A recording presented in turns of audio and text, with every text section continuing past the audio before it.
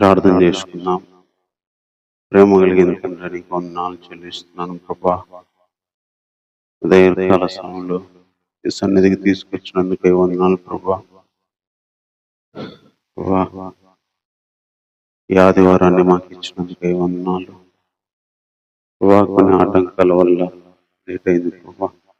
ఈ సన్నిధి మాతో ఉంచండి ప్రభా. నీ కృప అయినా నీ కనికరములు మా మీద ఉంచండి నా ప్రభా. అయినా ఆరాధించడానికి వచ్చాము దేవా. ప్రతికూల వాతావరణాన్ని ప్రభా తీసివేసి పరిశుద్ధాత్మిక వాతావరణాన్ని మా మధ్యలోనికి తీసుకురండి ప్రభా. అయినా మీ సన్నిధి మాతో ఉంచండి. బలమైన రీతిలో మా మధ్యలోనికి రండి ప్రభా.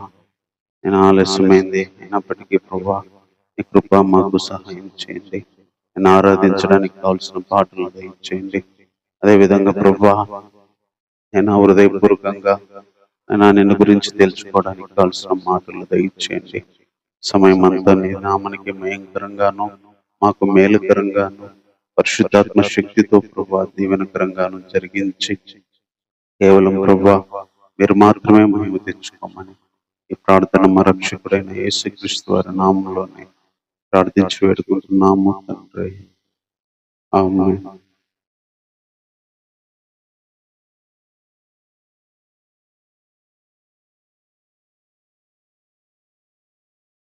నీవే నీవే నా దేవుడవు,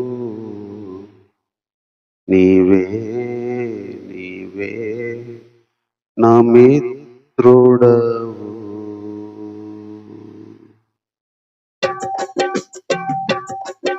నీవే నీవే నా దేవుడవు, నీవే నీవే నా మిత్రుడవు, నాకై ప్రాణము ఇచ్చిన పరిశుద్ధుడా, నాలో జీవము పోసిన పరమాత్ముడా, నాకై ప్రాణము ఇచ్చిన పరిశుద్ధుడా, నాలో జీవము పోసిన పరమాత్ముడా, అనుక్షణము నాతో నీవుంటివి,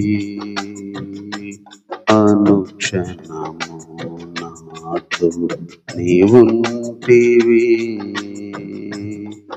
నీవే నీవే నా దేవుడవు, నీవే నీవే నా మిత్రుడవు, శ్రమలతో నేను శిక్షించబడగా ఓర్పు నశించి బ్రతకలేక ఉండగా, శ్రమలతో నేను శిక్షించబడగా ఓర్పు నశించి బ్రతకలేక ఉండగా,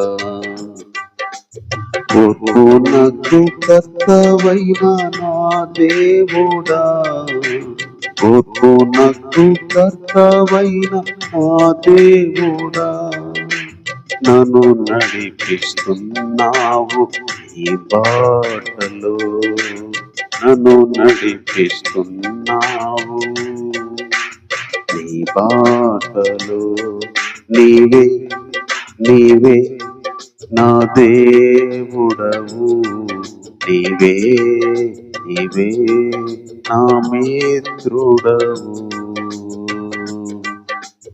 అలజడులు రేగి ఆవేదన నిండగా ఆదరణ లేక అల్లాడిన వేళలో, అలజడులు రేగి ఆవేదన నిండగా ఆదరణ లేక అల్లాడిన వేళలో, ఆదరణ కర్తవైన నా దేవుడా, ఆదరణ కర్తవైన నా దేవుడా, బలమైన ఆదరణతో నన్ను నింపినావు. బలమైన ఆదరణతో నన్ను నింపినావు. నీవే నీవే నా దేవుడవు, నీవే నీవే నా మిత్రుడవు. ఊహించని వాటిలో ఊహించని వాటితో మనసులో నెమ్మది పోవగా అసమాధానము నన్ను అణచివేసిన వేళలో. ఊహించని వాటితో మనసులో నెమ్మది పోవగా అసమాధానము నన్ను అణచివేసిన స్థితిలో సమాధానకర్తవైన నా దేవుడా, సమాధానకర్తవైన నా దేవుడా, నీ నుండి సమాధానము నాకు పంపినావు. నీ నుండి సమాధానము నాకు పంపినావు. నీవే నీవే నా దేవుడవు, నీవే నీవే నా మిత్రుడవు. అనుకోనివి జరిగి జీవితమే మారగా నాకున్న ఆశలన్నీ అణగిపోయిన వేళలో. అనుకోనివి జరిగి జీవితమే మారగా నాకున్న ఆశలన్నీ అణగిపోయిన వేళలో. నిరీక్షణకర్తవైన ఆ దేవుడా, నిరీక్షణకర్తవైన ఆ దేవుడా, నీ వాగ్దానములతో శుభ నిరీక్షణ ఇచ్చావు. నీ వాగ్దానములతో శుభ నిరీక్షణ ఇచ్చావు. నీవే నీవే నా దేవుడవు, నీవే నీవే నా మిత్రుడవు. నీవే నీవే నా దేవుడవు, నీవే నీవే నా మిత్రుడవు. నాకై ప్రాణము నీచిన పరిశుద్ధుడా, నాలో జీవము పోసిన పరమాత్ముడా,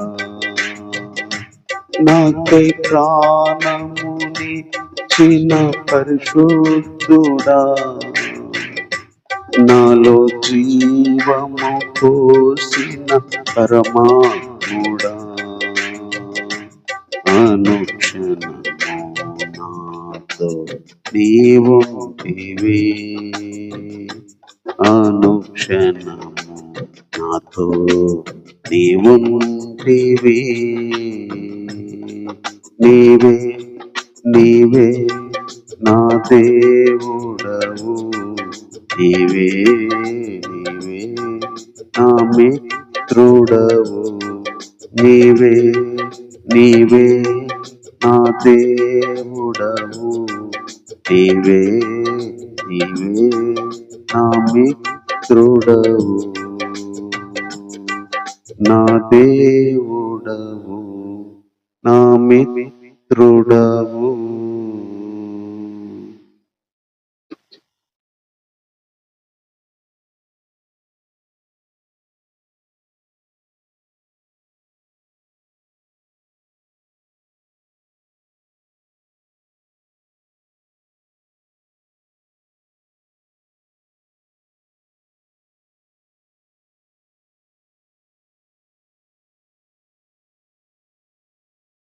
తల్లిలాయనే ఆదరించును, తండ్రిలాయనే ధైర్యమిచ్చును.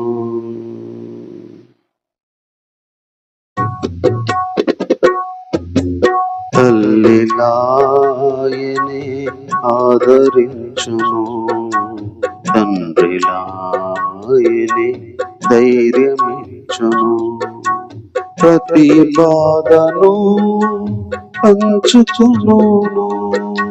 ప్రతి బాధను పంచుకును. నా కన్నీరు ఆయనే తుడిచివేయును. నన్ను మార్చివేయును. నా కన్నీరు ఆయనే తుడిచివేయును. నన్ను మార్చివేయును. తల్లిలాయనే ఆదరించును. తండ్రిలాయనే ధైర్యమిచ్చును.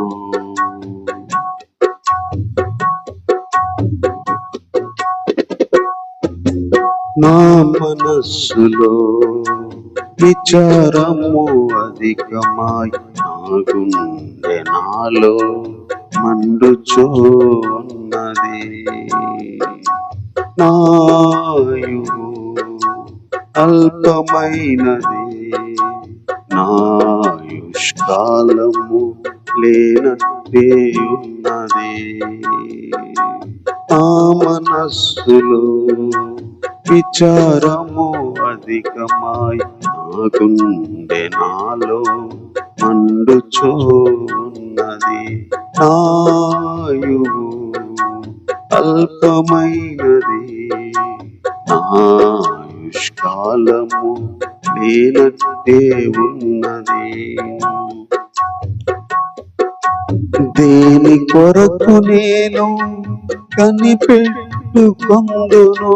దేని కొరకు నేను కనిపెట్టుకొందును. నీ కొరకు తప్ప నేను బ్రతకలేనయ్యా. నేను ఉండలేనయ్యా. నీ కొరకు తప్ప నేను బ్రతకలేనయ్యా. నేను ఉండలేనయ్యా. తల్లిలాయనే ఆదరించును. తండ్రిలాయనే ధైర్యమిచ్చును. ప్రతి బాధను పంచుకొను. ప్రతి బాధను పంచుకొను. నా కన్నీరు ఆయనే తుడిచివేయును. నన్ను మార్చివేయును. నా కన్నీరు ఆయనే తుడిచివేయును. నన్ను మార్చివేయును. తల్లిలాయనే ఆదరించును. తండ్రిలాయనే ధైర్యపరచును.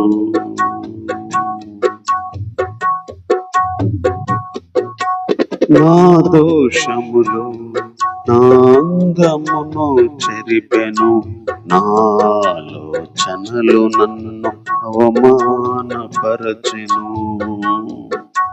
నీ దెబ్బలు నన్ను క్షీణింపచేసెను. నీ తెగులో నన్ను పాడు చేసెను. నా దోషములు నా అందమును చెరిపెను. నాలోచనలు నన్ను అవమానపరచెను. నీ దెబ్బలు నన్ను క్షీణింపచేసెను. నీ తెగులు నన్ను పాడు చేసెను. నా కన్నీళ్లు చూసి మౌనముగా ఉండకుమా. నా కన్నీళ్లు చూసి మౌనముగా ఉండకుమా. నేను తెప్పరిల్లునట్లు నన్ను బ్రతికించుము, నన్ను దీవించుము. నేను తెప్పరిల్లునట్లు నన్ను బ్రతికించుము, నన్ను దీవించుము. తల్లిలాయని ఆదరించును, తండ్రిలాయని ధైర్యమిచ్చును. ప్రతి బాధను పంచుకొను, ప్రతి బాధను పంచుకొను. నా కన్నీరు ఆయనే తుడిచివేయును, నన్ను మార్చివేయును. నా కన్నీరు ఆయనే తుడిచివేయును, నన్ను మార్చివేయును. తల్లిలాయనే ఆదరించును, తండ్రిలాయనే ఓదార్చును. లెక్కలేని అపాయములు నన్ను చుట్టుకొన్నవి, నా దోషములు తరిమి పట్టుకున్నవి.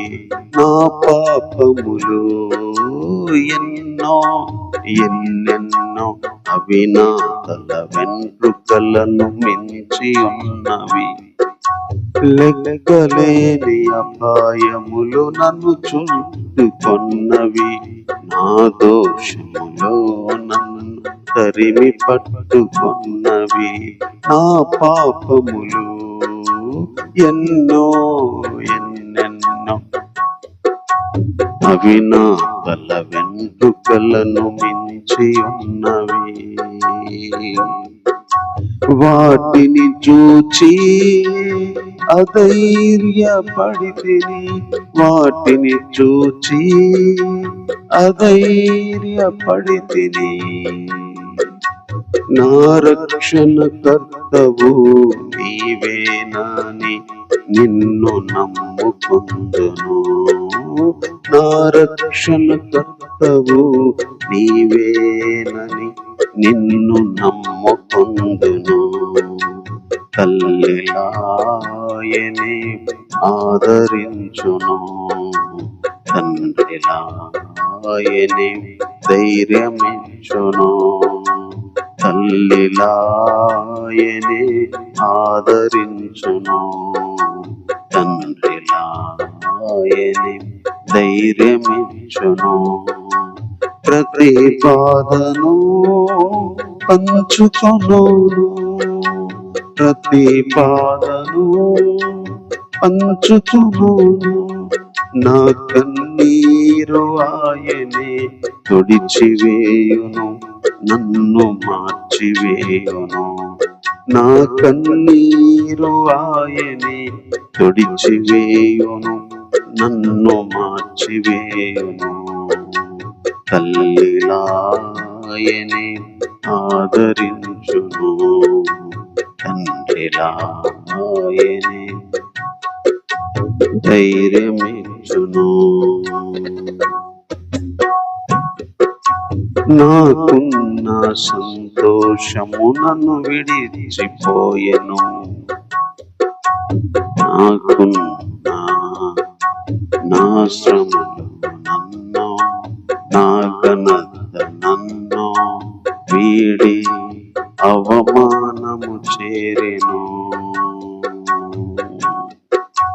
నా సంతోషము నన్ను వీడిపోయెను, నా ఘనత వీడి అవమానము చేరెను.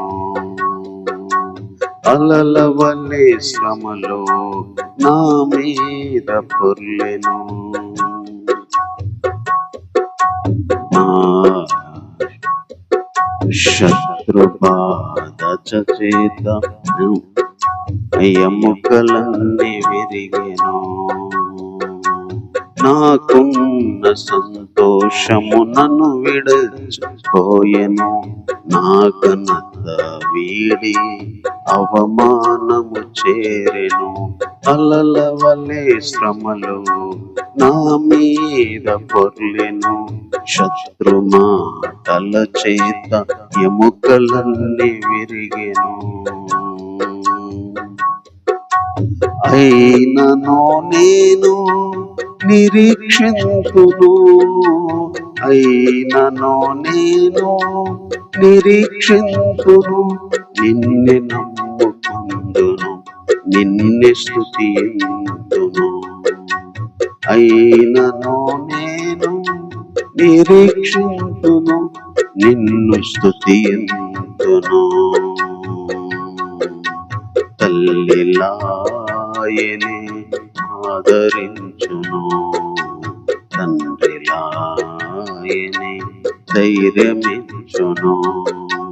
తల్లిలాయనే ఆదరించును, తండ్రిలాయనే ధైర్యమిచ్చును. ప్రతి బాధను పంచుకొనును, ప్రతి బాధను పంచుకొనును. నా కన్నీరు ఆయనే తుడిచివేయును, నన్ను మార్చివేయును. నా కన్నీరు ఆయనే తుడిచివేయును, నన్ను మార్చివేయును. తల్లిలాయనే ఆదరించును, తండ్రిలాయనే ధైర్యమిచ్చును. తల్లిలాయనే ఆదరించును, తండ్రిలాయనే ధైర్యమిచ్చును.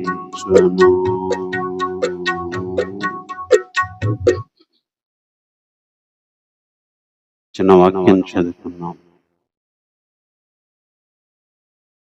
కీర్తనల గ్రంథం 102వ కీర్తన.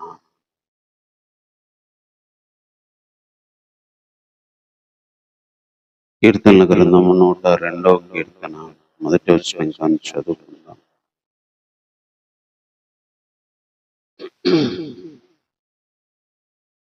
ఈ కీర్తన ఎప్పుడు రాస్తాడో పైన ఒక హెడ్డింగ్ చెప్తున్నాడు. దుఃఖము చేత ప్రాణము సొక్కిన నాడు యెహోవా సన్నిధిని పెట్టిన మొర. యెహోవా నా ప్రార్థన ఆలకింపుము, నా మొర నీ యొద్దకు చేరనిమ్ము. నా కష్ట దినములు నాకు విముఖుడవై ఉండకుము. నాకు చెవియొగ్గుము, నేను మొరలిరు నాడు నాకు ఉత్తరమిమ్ము. చిన్న మాట ప్రార్థన చేసుకున్నాం. ప్రేమ కలిగిన తండ్రి నీకు వందనాలు ప్రభా. ఇంతవరకు సాయం చేస్తూ ప్రభా నేను వచ్చి పాడుకోవడానికి ఇచ్చిన మీ యొక్క తలంపులను బట్టి, పాటలను బట్టి వందనాలు నాయన. అదేవిధంగా చదువుకున్న ఈ వాక్యంలో కూడా ప్రభా మాకు అవసరమైన విషయాలు అవసరమైన రీతిలో మీరే మాకు తెలియజేయమని కోరుకుంటూ ప్రార్థన మా రక్షకుడైన యేసుక్రీస్తు వారి నామములో అడిగి వేడుకుంటున్నాము తండ్రి, ఆమేన్. మరి ఈ కీర్తన ఎవరు రాశారో మనకు తెలియదు, కానీ ఈ కీర్తన ఎందుకు రాశారో, ఈ సిచ్యువేషన్ లో రాశారో మనకు చెప్తూ వచ్చాడు.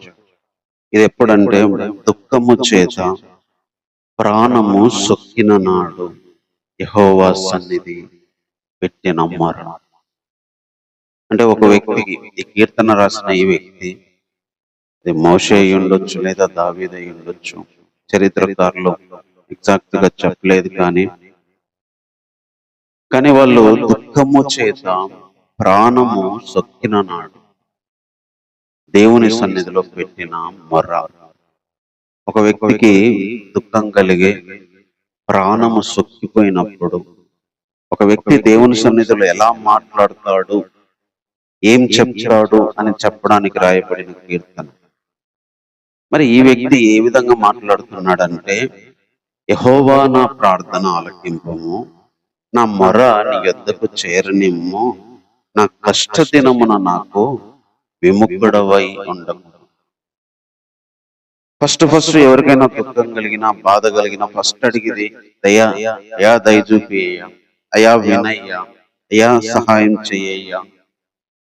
అలాగే ఈ వ్యక్తి కూడా నా ప్రార్థన ఆలకించయ్యా, నా మొరని యొద్దకు చేరని అయ్యా, నా కష్టరో దినాన నాకు విముఖుడవై ఉండొద్దయ్యా, నాకు చెవు యొక్కయ్యా, నేను మొరలేని నాడే త్వరపడి నాకు ఉత్తరమయ్యి. అంటే తొందరగా నాకు నేను మొరపెట్టగానే ఉత్తరం ఇవ్వు. నా కష్ట దినమును నన్ను విచ్చిపోవచ్చు, నా మొరని దగ్గరికి రానియ్యి, నా ప్రార్థన ఆలకించయ్యా అని చెప్తున్నాడు. చెప్తూ తన గురించి కొన్ని మాటలు చెప్తున్నాడు. పొగ ఎగిరిపోయినట్లుగా నా దినాలు తరిగిపోయినవి, పొయ్యిలోంది కాలిపోయినట్లు నా ఎముకలు కాలిపోయిచున్నవి.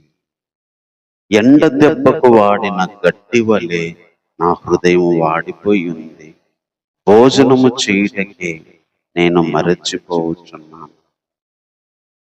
దేవుణ్ణి వినమని, అంగీకరించమని, సహాయం చేయమని చెప్తూ ఇక్కడ తన జీవితం గురించి ఏం చెప్తున్నాడంటే, పొగ ఎలా ఎగిరిపోద్దో నా రోజులలో తరిగిపోతున్నాయి, పొయ్యిలోంది ఎట్లా కాలిపోద్దో ఎంత స్పీడ్గా నా ఎముకలలా కాలిపోయినాయి. ఎండ దెబ్బకి వాడిన గడ్డి వల్లే నా హృదయం వాడిపోయింది. ఒక పచ్చి గడ్డి ఎండకి వాడిపోతే ఎలా అయిందో అలాగే పచ్చగా ఉన్న నా హృదయం ఎండిన గడ్డిలాగా అయిపోయింది. భోజనం చేయడానికి నేను మర్చిపోతున్నా, నా మూలుగుల శబ్దం వలన నా ఎముకలన్నీ కూడా నా దేహానికి అంటుకుపోయినాయి. ఎలా చెప్తున్నా అంటే, నా మూలుగుల ఆ శబ్దం వల్ల నా ఎముకలన్నీ కూడా దేహానికి అంటుకొని పోయి ఉంటాయి అని. ఇంకా ఏం చెప్తున్నాడంటే, నేను అడవిలోని గోడబాతు పోలి ఉన్నాను, పాడైన స్థలంలో పైడి కంటె వలె ఉన్నాను, రాత్రి వేళ మెలకువగా ఉండి ఇంటి మీద ఉన్న ఒంటరి పిచ్చుక వలె ఉన్నాను. అంటే తన జీవితం అంతా ఎగిరిపోతుంది, పొగలాగా తన దినాలు పొయ్యిలోని ఎముకలు కాలినట్టు మరి తన ఎముకలు కాలిపోతున్నాయి. ఎండ దెబ్బకు వాడిన గడ్డిలాగా హృదయం వాడిపోయింది. భోజనం చేయడానికి మర్చిపోతున్న మూలిగి దేహానికి ఎముకలు వచ్చి అంటుకున్నాయి. అడవిలో ఒక గూడబాతులాగా, పాడైన స్థలంలో ఒక పైడి కంటెలాగా, రాత్రి వేళ మెలకువగా ఉండి ఒంటి పిచ్చుకలాగా, అంటే 3 జంతువులలాగా ఉన్నాడని చెప్తున్నాడు. అడవిలో ఒక గూడబాతు ఒంటరిగా ఎలా ఉండిద్దో, పాడైన స్థలంలో పైడి కంటే ఎలా ఉండిద్దో, రాత్రి వేళ ఒక పిచ్చుక మెలకువగా ఎలా ఉండిద్దో, అలాగా వాటి పరిస్థితి అయిపోయింది నా జీవితం. అడవిలో గూడబాతులాగా, పాడైన స్థలంలో పడిగిడి కంటెగా బాగా, రాత్రి వేళ ఇంటి మీద ఒంటి పిచ్చుకలాగా నేనున్నానయ్యా. దినమెల్ల శత్రువులు నన్ను నిందిస్తున్నారు, నా మీద వెర్రి కోపం గలవారు నా పేరు చెప్పి చెప్పిస్తున్నారు అని చెప్పి తన సిచ్యువేషన్ చెప్తున్నాడు. ఫస్ట్ ఏమో దేవుణ్ణి ప్రార్థిస్తూ, నా మొర విను, నాకు సహాయం చెయ్యి, నా దగ్గరికి రా అని చెప్తూనే తర్వాత ఏం చెప్తున్నాడంటే, నేను నా దినాలు ఎగిరిపోతున్నాయి, నా ఎముకలు కాలిపోతున్నాయి, ఎండ దెబ్బకు నా హృదయము వాడిపోయింది, నా మూలుగులు శబ్దం వల్ల నా దేహానికి ఎముకలు అంటికిపోయినాయి. ఒక అడవిలో గూడబాతులాగా, ఒక పాడైన స్థలంలో బతికే పగిడి కంటెలాగా, పైడి కంటెలాగా, రాత్రి వేళంతా మెలకువగా ఉండే ఒక ఒంటరి పిచ్చుకలాగా నేనున్నాను అని చెప్తున్నాడు. ఇన్ని చెప్పు కూడా ఇంకా ఏమంటాడంటే, 10వ వచనం, నా పానీయముతో కన్నీళ్లు భుజిస్తున్నాను, బూడిదను ఆహారంగా భుజిస్తున్నాను, నీవు నన్ను పైకెత్తి పారవేసి ఉన్నావు, నా దినములు సాగిపోయిన నీడవలే ఉన్నాయి, గడ్డి వలె నేను వాడిపోయి ఉన్నాను. అంటే ఈ వచనాల్లో మొత్తం తన యొక్క సిచ్యువేషన్ చెప్తున్నాడు. బూడిద ఆహారంగా తినాల్సి వస్తుంది, నీళ్లతో నా కన్నీళ్లు కలుపుకొని తాగాల్సి వస్తుంది, నువ్వు నన్ను పైకెత్తి కింద పడేసావు, నా దినములన్నీ కూడా సాగిపోయిన నీడలాగా అట్లా వెళ్ళిపోతా ఉన్నాయి, గడ్డి వలె వాడిపోయి ఉన్నాను అని ఈ వచనాల మొత్తంలో తన జీవితం యొక్క పరిస్థితి చెప్తున్నాడు. తన జీవిత దినాలు ఎంత స్పీడ్ గా పొగలాగా ఎగిరిపోతున్నాయో, ఒక పక్షుల్లాగా, అడవిలో పక్షులాగా, పాడైన స్థలంలో ఉండే పక్షిలాగా, రాత్రి వేళ ఒంటరిగా ఉండే పక్షిలాగా నేను ఒంటరిగా ఎలా బతుకుతున్నాను, నా కన్నీళ్లతో నా నీళ్లు తాగాల్సి వస్తుంది, బూడిద తినాల్సి వస్తుంది, వాడిపోయిన గడ్డిలాగా నా హృదయము, నా శరీరం అయిపోయింది. అంటే వాడిపోయిన గడ్డిలో ఇంకా ఏముండదు, సారం మొత్తం బయటికి వచ్చేస్తారు, ఎండిపోయిన గడ్డి. ఇలా నా జీవితం ఉందని చెప్తున్నాను. ఇలాంటి పరిస్థితుల్లో కూడా దేవుణ్ణి ఆరాధించొచ్చు అని చెప్పడానికి మిగతా వచనాలు రాశారు. ఇలాంటి పరిస్థితుల్లో ప్రార్థన చేస్తూ తన జీవితం ఇలా ఉంది అని చెప్తూ కూడా ఒక వ్యక్తి ఆరాధన చేయొచ్చు, దేవుని గురించి గొప్పగా చేయవచ్చు, దేవుణ్ణి వర్ణించవచ్చు. ఇలాంటి సిచ్యువేషన్ లో కూడా ఎండిపోయిన ఒక గడ్డిలాగా, ఒక పిచ్చుకలాగా ఇలా ఉన్న ఒక వ్యక్తి కూడా దేవుణ్ణి ఆరాధన చెయ్యొచ్చు అని చెప్పడానికి రాయబడింది ఈ కీర్తన. ఇలాంటి పరిస్థితులు ఆయన అంటున్నాడు 12వ వచనంలో, యెహోవా నీవు నిత్యము సింహాసనాసీనుడవు, నీ నామ స్మరణ తరతరములు ఉండు. నా పరిస్థితి ఎలా ఉండని, నువ్వైతే నిత్యము సింహాసనం మీద ఆసీనుడు, నీ నామ స్మరణ తరతరములు ఉండింది. అందుకనే మనము దేవుణ్ణి ఆరాధించడానికి మనం ఏం పరిస్థితిలో ఉన్నామా, మన జీవితం ఎలా ఎండిపోయిన స్థితిలో ఉందా, మనం ఏ సిచ్యువేషన్ లో మొరపెడుతున్నామా అనే దానికి సంబంధించి ఉండదు.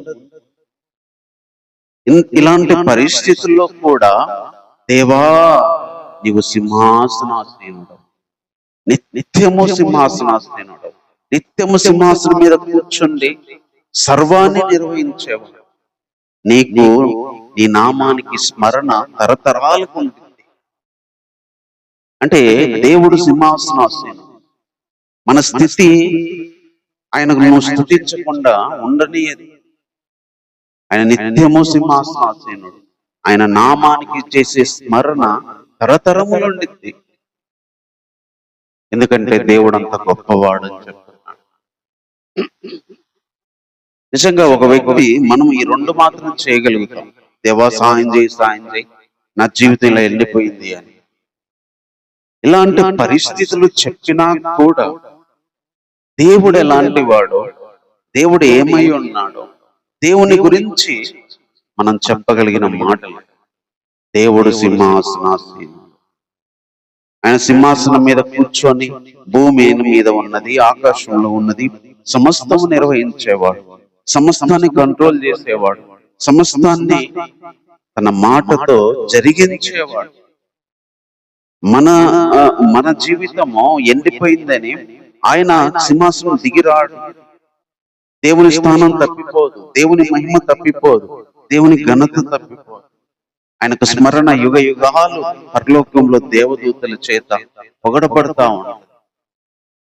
అందుకే మనము కూడా ఈ జీవితాన్ని వదిలిపెట్టిన తర్వాత కూడా ఆయన ఎప్పుడు స్తుతించే వాళ్ళమే.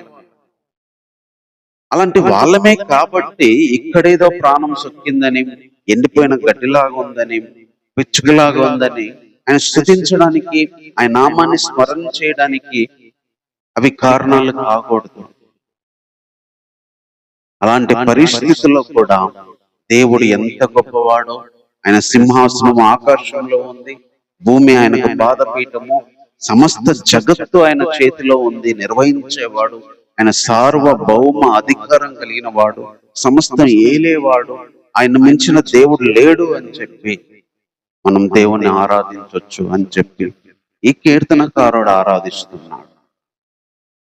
తర్వాత ఇంకా దేవుని గురించి ఏం చెప్తున్నాడు అంటే ఇంకో మాట, నీవు లేచి సియోన్ను కరుణించెదవు, దాని మీద దయచూపుటకు కాలము వచ్చెను, నిర్ణయ కాలమే వచ్చాను. సింహాసనం మీద ఉన్న నువ్వు లేచి దయ చూపిస్తావు, కరుణిస్తావు. నిరీక్షణతో కూడిన ఆరాధనలో భక్తులు వాళ్ళ జీవితం ఎలాంటి పరిస్థితిలో ఉన్నా వాళ్ళు ఎలా ఆరాధన చేయగలరో చెప్తున్నాడు.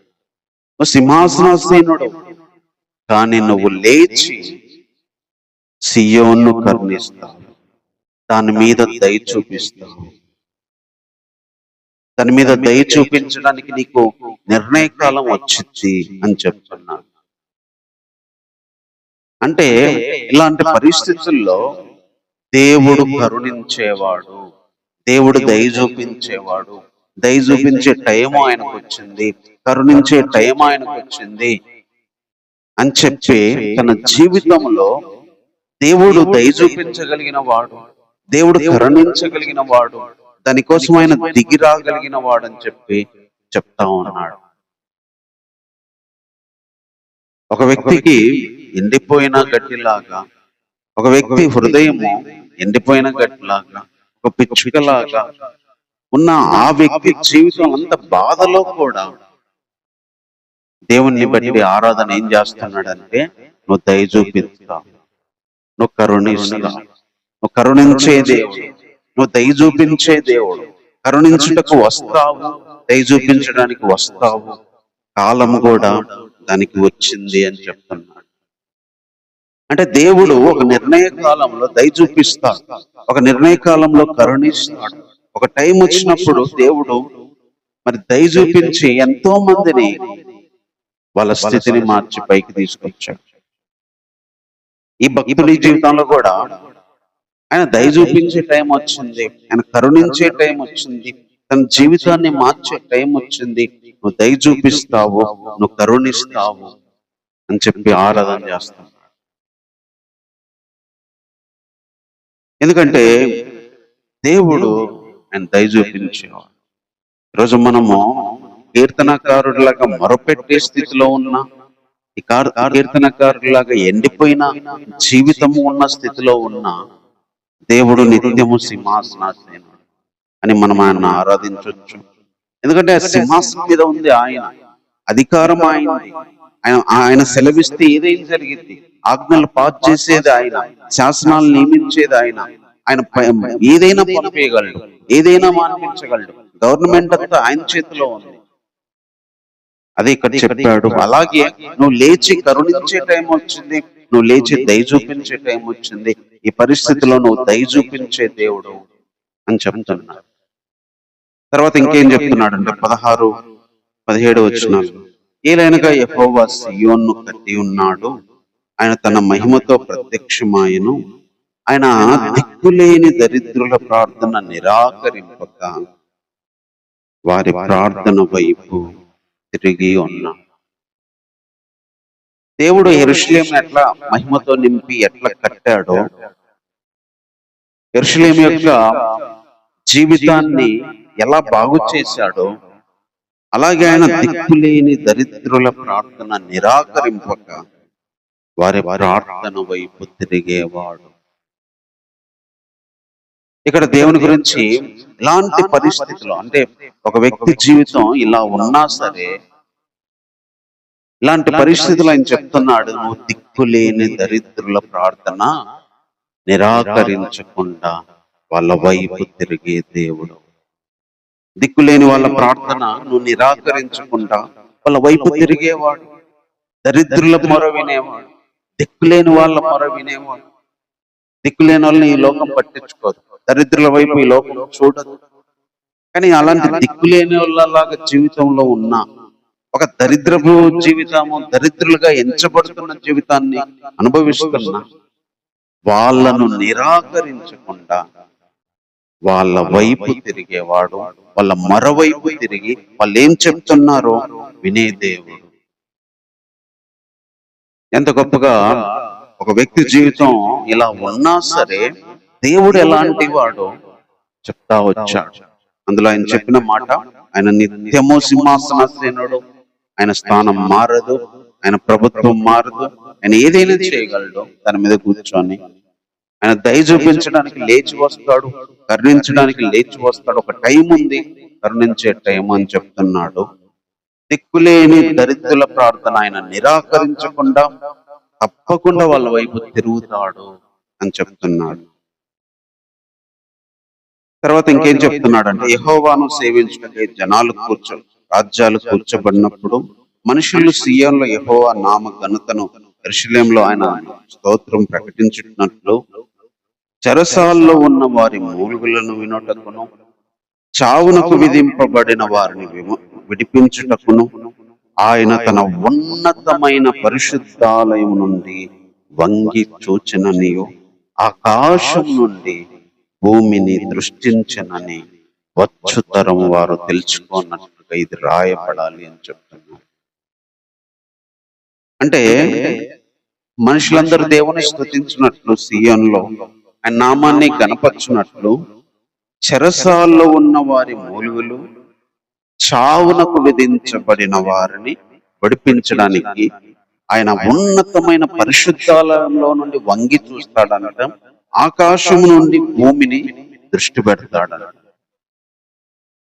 అంటే చెరసాల్లో ఉన్న వారి మూలుగులు, చావుకు విధించబడిన వారిని విడిపించడానికి ఆయన ఆకాశం నుండి చూస్తాడు. పరిశుద్ధమైన ఉన్నతమైన ఆ సింహాసనం నుంచి వంగి చూస్తాడట. అదే భక్తుడు చెప్తాను. ఇంకా మరణమే అనుకున్నప్పుడు నేను విడిపించడానికి వచ్చేవాడు. చెరసాల్లో, జైల్లో మూలుగుతుంటే ఆయన వినడానికి వచ్చేవాడు. ఆయన వినేవాడు, విడిపించేవాడు. చెరసాల్లో ఉన్న వారి మూలుగులు వినడానికి, చావు విధించబడింది అని ఫిక్స్ అయిపోయిన వారికి ఆయన ఆకాశం నుండి చూసి, పరిశుద్ధ ఆలయం నుండి వంగి చూసి వాళ్ళ మీద దృష్టి పెడతాడు, వాళ్ళని కరుణిస్తాడు. చెరసాలలో ఉన్న మూలుగులను మాన్పించడానికి, చావు అని ఇంకా ఫిక్స్ అయిపోయిన దాన్ని విడిపించడానికి ఆయన అక్కడి నుంచి చూసేవాడు. అక్కడి నుంచి కూడా వంగి చూసేవాడు, దృష్టి పెట్టేవాడు. నిజంగా ఒక భక్తుడికి ఇలాంటి ఆలోచనలు పరిశుద్ధాత్మ గారు వచ్చినప్పుడు తన జీవితం ఎలా ఉందో చెప్తూ కూడా, ఒక ఎండిపోయిన స్థితిలో, వాడిపోయిన స్థితిలో, మరి బద్దలైన స్థితిలో ఉండి కూడా, దేవా కరుణించు, నాకు సహాయం చెయ్యి, ఈ రోజే నాకు మొర విన్నగానే ఉత్తరమేవో అని చెప్పుకుంటూనే, నువ్వు సింహాసనాసి నడువు, నీ నామకు స్మరణ నిత్యం ఉంటుంది. నువ్వు లేచి దయ చూపించి కరుణించే కాలం వచ్చింది. నువ్వు దరిద్రుల ప్రార్థన, మరి దిక్కులేని వారి ప్రార్థన నిరాకరించకుండా వాళ్ళ వైపు తిరిగే దేవుడు. నువ్వు చెరసాల్లో ఉన్న మూలుగులని, చావు అని విధించబడిన వారిని విడిపించడానికి, వాళ్ళ మూలుగులు వెళ్ళడానికి ఆకాశం నుండి నువ్వు దృష్టి పెట్టి వంగి చూసే దేవుడు అని చెప్పి ఇదంతా రాయబడాలని చెప్తున్నాడు. ఎంత గొప్ప మనిషి, ఎంత గొప్ప మాటలు ఇవి దేవుణ్ణి ఆరాధించడానికి. ఒక వ్యక్తి దేవుని ఎంత గొప్పగా ఆరాధించవచ్చు ఈ భక్తుడు చెప్తా ఉన్నాడు. ఇంకేం చెప్తున్నాడంటే, సృజించబడవు జనము యెహోవాను స్తుతించును. 23 వచనం, నేను ప్రయాణము చేయుచుండగా ఆయన నా బలము కృంగజేశాను, నా దినములు కొద్దిపరిచాను. అప్పుడు నేను ఇలాగ మనవి చేసింది, నా దేవా, నా దినముల మధ్యలో నన్ను కొనిపోకుము, ఎందుకంటే నీ సంవత్సరాలకి తరతరములు ఉంటాయి. ఆది యందు నువ్వు భూమికి పునాది వేస్తేవి, ఆకాశంలో నీ చేతి పనులే, అవన్నీ నశిస్తాయి, కానీ నువ్వు నిలిచి ఉండవు. అవన్నీ వస్త్రం వల్లే పాతగిల్లును, ఒకడు అంగవస్త్రము తీసివేయనట్టు వాటిని తీసివేయును, అవి మార్చబడును. నీవు ఏకరీతిగా ఉండువాడు, నీ సంవత్సరాలకి అంతం లేదు. నీ సేవకుల కుమారులు నిలిచి ఉందరు, వారి సంతానము నీ సన్నిధి స్థిరపరచబడును. ఇక్కడ తన జీవితం అయిపోయే పరిస్థితి. ఏమంటున్నాడు? నేను ప్రయాణము చేయుచుండగా ఆయన నా బలము కృంగజేశాను. ఒక ఊరు నుంచి ప్రయాణం కాదు, తన జీవిత ప్రయాణం. ఒక వ్యక్తి జీవిత ప్రయాణంలో అయిపోయింది, నేను కృంగిపోయా, ఆ సంవత్సరాల మధ్యలో, నా జీవితం మధ్యలోనే అయిపోతుంది అనే పరిస్థితిలో ఏం చెప్తున్నాడు తెలుసా? దేవా, నీ సంవత్సరాలకు అంతం లేదు, నీ సంవత్సరాలకు మితి లేదు. భూమికి పునాది వేసింది నువ్వే, ఆకాశానికి పునాదులు వేసింది నువ్వే.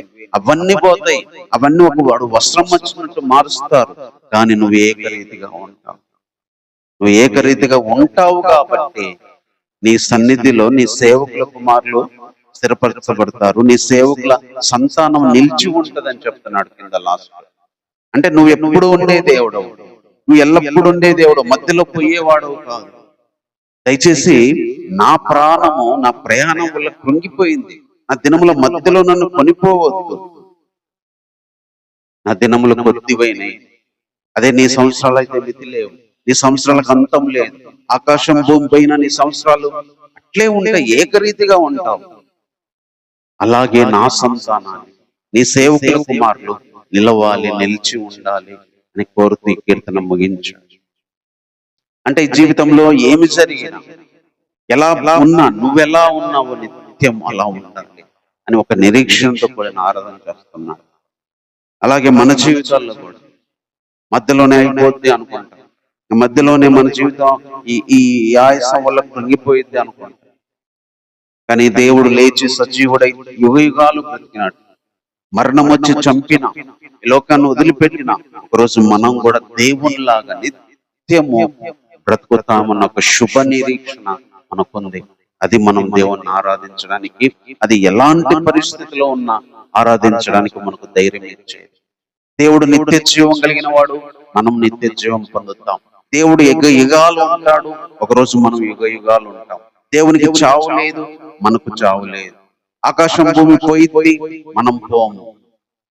అట్లాగే మన జీవితం దేవుడు ఎలాగా యుగ యుగాలు ఉండబోతున్నాడో అలాగా మనము నిలుస్తాము, ఆయన సన్నిధిలో మనం స్థిరపరచబడతాము. అలా అని ఈ కీర్తనను ముగిస్తూ వచ్చాడు. అలా ఉంటాం మనం.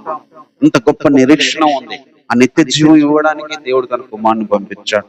ఆయనలాగా యుగ యుగాలు మరణం లేకుండా బ్రతకడానికి, మధ్యలో చనిపోకుండా బ్రతకడానికి ఒక గొప్ప నిరీక్షణ ఉంది. ఎంత అద్భుతంగా ఈ కీర్తన ముగించాడు. దేవా, నా ప్రార్థన విను, నా కష్ట దినాన నాకు విముఖుడై ఉండొద్దు అని ప్రార్థన చేస్తూ, నా దినాలు పొగలాగా ఎగిరిపోతున్నాయి, ఎముకల్లాగా నాకు పొయ్యిలోంది కాలినట్టు కాలుతున్నాయి, ఎండ దెబ్బకు నా హృదయం గట్టిలాగా వాడింది, ఎన్ని చెప్పుకుంటూనే చివరికి ఎంత బాగా ఏం చేశాడంటే, నువ్వు సింహాసనాసీనుడు, నువ్వు కరుణిస్తావు, నువ్వు దరిద్రుల దిక్కులేని ప్రార్థన విని వాళ్ళ వైపు తిరుగుతావు, చెరసాల్లో ఉన్న మూలుగులను విని చావునకు విధించబడిన వారిని విడిపిస్తావు, మధ్యలో నన్ను కొనిపోవు, నువ్వు యుగ యుగాలు ఉన్నట్టు నేను యుగ యుగాలు ఉంటానని చెప్పి అద్భుతమైన ఆరాధన తన ప్రాణం సొక్కిన నాడు కూడా దేవునికి చేయగలిగినాడు.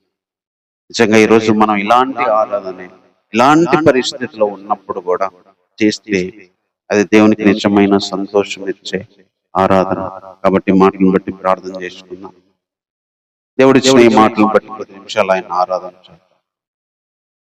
ఏ విధంగా ఈ భక్తుడు మరి దేవుని స్తుతించాడు, ఏ విధంగా ఈ భక్తుడు తన జీవితంలో ప్రార్థనతో మొదలుపెట్టి తన జీవితం ఏంటో ఎలా ఉందో చెప్తూ చివరికి దేవుడు ఎలా ఉన్నాడో, ఏం చేయబోతున్నాడో, చివరికి దేవునిలాగా మనం ఎలా ఉండబోతున్నామో అద్భుతమైన ముగింపునిచ్చాడు. ఈరోజు మన జీవితాల్లో ఆ పరిస్థితి కాదు దేవుణ్ణి ఆరాధించడానికి అడ్డొచ్చేది.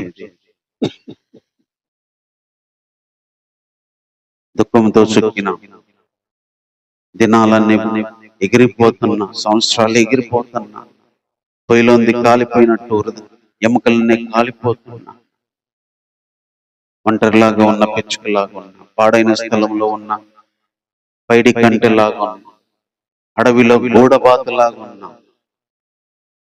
కన్నీళ్ళే నీళ్లతో కలిపి తాగుతున్నా, బూడిదే ఆహారంగా తింటున్నా, ఆయన ఎత్తి కింద పడేసినట్టు, తీసి కింద పడేసి కొట్టినట్టు జీవితం కొట్టబడుతున్నా, ఆయన సింహాసనాసీనుడు, ఆయన సింహాసనం మీద కూర్చున్నాడు. అది మారదు.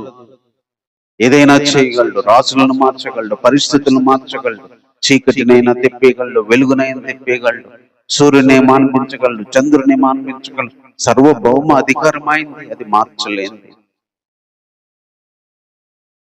ఈరోజు మనం కూడా ఆయన చెప్పగలగాలి, నా జీవితం ఎలా ఉన్నా నువ్వు సింహాసనాసీనుడు ప్రభా, ఈ నామానికి స్మరణ నిత్యము తరతరములు ఉండాలి. రోజు నేను కూడా నీ నామాన్ని స్మరిస్తాను. నువ్వు లేచి కరుణిస్తావు, నువ్వు లేచి దయ చూపిస్తావు, తగిన నిర్ణయ కాలం దానికి ఉంది అని ఆ రోజు యెరూషలేముకు చెప్పినట్టుగా, కీర్తనకారుడికి చెప్పినట్టుగా నా జీవితాన్ని కరుణించే రోజులు ఉన్నాయి, దయ చూపించే రోజులు ఉన్నాయి, మహిమతో నింపే రోజులు ఉన్నాయి, కట్టబడే రోజులు ఉన్నాయి. అందరిని బట్టి నీకు స్తుతిస్తున్నాను దేవా.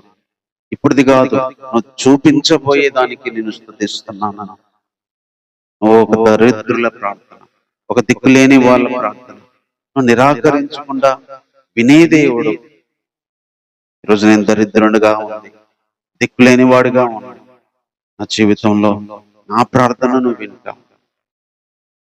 చెరసాల్లో ఉన్న మూలుగులు వినడానికి, చావే అని విధించబడిన వారికి వాళ్ళని విడిపించడానికి, పరిశుద్ధాలయంలో నుండి వంగి మరీ చూసి, ఆకాశంలో నుంచి మరీ దృష్టి పెట్టి మనం బయటికి తీసుకొస్తా.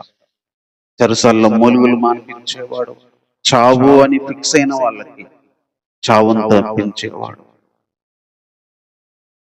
అలాగే నేను నీలాగా యుగయుగాలు జీవిస్తా. ఈ సంవత్సరాలకు మితి లేదు. నా జీవితం మొత్తంలో నేను అయిపోను. నా ప్రయాణం వల్ల కృంగిపోయి ఉండొచ్చు, కానీ అంతవరకు నేను నిలిచి ఉంటా. రాకడలో ఎత్తపడతా, మరణించినా లేచి యుగయుగాలు నీతో ఉంటా. ఈ సన్నిధిలో నిత్యము నీలాగే జీవిస్తా. ఈ భూమి, ఆకాశం, మనుషులు, ఈ లోకమంతా మారిన ఎల్ల వేళలా నీతో ఉండే ఒక నిరీక్షణ మరి నాకు ఇచ్చినావు. అంత గొప్ప నిరీక్షణను బట్టి నేను స్తుతిస్తాను. ఆ నిరీక్షణ తలంచుకుంటే ఈ జీవితంలో ఉన్న పరిస్థితులు, నేను ఎండిపోయినా ఉన్నట్టుగా ఉన్న ఇవన్నీ లెక్కలోనికి రావు. నిరీక్షణతో కూడిన ఆరాధన నేను చేస్తానని చెప్పి మనం 10 నిమిషాలు దేవుణ్ణి ఆరాధన చేద్దాం. ప్రేమ కలిగిన తండ్రి, నీకు వందనాలు నాయన. ఎంతవరకు నాయన ఇదే ప్రభా సహాయం చేసి కీర్తనకారుడి యొక్క ప్రభా ఆలోచనల ద్వారా, భక్తుని యొక్క అనుభవం ద్వారా ఒక వ్యక్తి ఏ పరిస్థితిలో ఎలా ఉన్నప్పుడు కూడా దేన్ని బట్టి నిన్ను ఆరాధించొచ్చు ప్రభా, దేన్ని బట్టి నిన్ను స్తుతించొచ్చు, ఏ సిచ్యువేషన్ లో కూడా నిన్ను స్తుతించొచ్చు. మరి మీరు మా దృష్టికి నాయన తీసుకొస్తున్నందుకు ఏమన్నా, రోజు మా పరిస్థితి అలాగే ఎండిపోయిన గడ్డిలాగా సారమంతా పోయి ప్రభా, గాలికి ఎగిరే పొట్టులాగా దినాలన్నీ పోతున్న రోజుల్లో ఉన్నా నువ్వు సింహాసనాసీనుడు దేవా. నీ స్థానాన్ని ఎవ్వరు తీసివేయలేరు. నిన్ను తప్పించి సింహాసనం మీద కూర్చోడానికి ఎవ్వరు రాలేరు ప్రభా. ఇప్పుడు యుగయుగాలు ఎల్లప్పుడూ నీదే అధికారము, నీదే శక్తి, నీదే బలము ప్రభా. దాన్ని నిర్వహించేది నువ్వే ప్రభా. భూమిలో, సముద్రంలో, ఆకాశంలో సమస్తము నీ హస్తాల్లో ఉంది. అధికారం నీదే ప్రభా. ఎందుకంటే నిత్యము నీవే సింహాసనాసీనుడు.